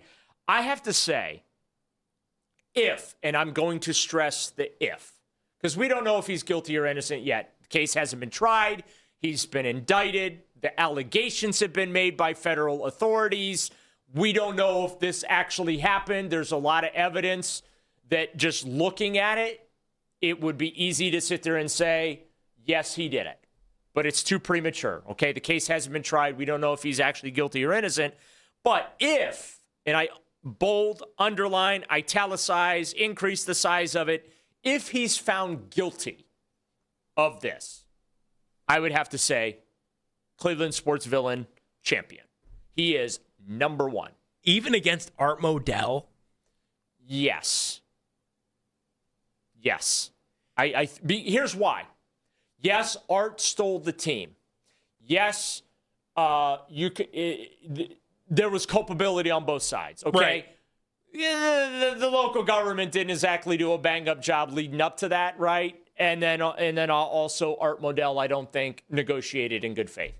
Okay, but you are whereas talking. Clase was acting in the middle of a game. Yeah, that could affect the outcome of a game, and again, of a season. We're saying if he is convicted, and that is a big if, because these are only allegations that have been made. If he's convicted, I think he definitely becomes the number one Cleveland sports villain because this behavior, this activity could have materially affected the outcome of games, and that is a bridge too far. So the one thing that they've got him on, at least publicly now, and that they're accusing him of now, is Game 1 of 2024. And crazy enough, that was like his cleanest outing. So like for me to put him on the Mount Rushmore of biggest villain, I mean, he could be on the Mount Rushmore of biggest villains, I guess, but I would need like the other shoe to drop. It would be its own separate bombshell that he was intentionally trying to throw the outcome of games versus specific outcomes of pitches, because like, okay, he bounced the one in Game 1 to start his outing, but then after that, he was lights out. Like he didn't even allow a run from that. So like I can't put him on the Modell tier. Like for me, we're still paying for the sins of Art Modell moving that thing. We got into that yesterday about how this post 1999 Browns has really tarnished the reputation of the great historic organization that was the Cleveland Browns. So Clase for me can't supplant Modell on this list, but he's on the Mount Rushmore. I got Kelly Olynyk on that Mount Rushmore too. I feel like if he doesn't rip out Kevin Love's arm, maybe 2016 might be a back-to-back NBA championship. So he's on the Mount Rushmore for me. Clase's certainly on there. I just don't know that he's number one. Well, that's it. Again, if he does get convicted of what he's been accused of, because you're materially affecting potentially the outcome of games. All guests, of course, here on The Fan appear courtesy of the Make It Right, Call Kyle Wright hotline. That's going to do it for us. It's been fun. We are done. Kayla, awesome as always. Thank you so much for hanging out with us this morning. Thank you. I always appreciate a President's Day with Beavis and Butthead. And thanks to Meredith Kane, producing on 2020s, and our official 92.3 The Fan correspondent. Outstanding coverage from her. All the latest in the Olympics going on overseas. Go Team USA. Big hockey game today. So good luck to them. We'll talk to you soon. I'll be back tomorrow night for the Browns offseason special. Nick, we'll do it again Sunday morning. Sunday. 8 to 10 here on The Fan. Thanks for listening. Have a great President's Day. The Midday Boys are coming your way next on The Fan. Hey. Cool, I got on the last show. Loser town, loser fans, and you guys are a loser show. This is an Odyssey Sports Minute. The USA hockey team has knocked off Germany, and America defeats the Germans once again. 5-1 is the final score in the preliminaries, and it looks clear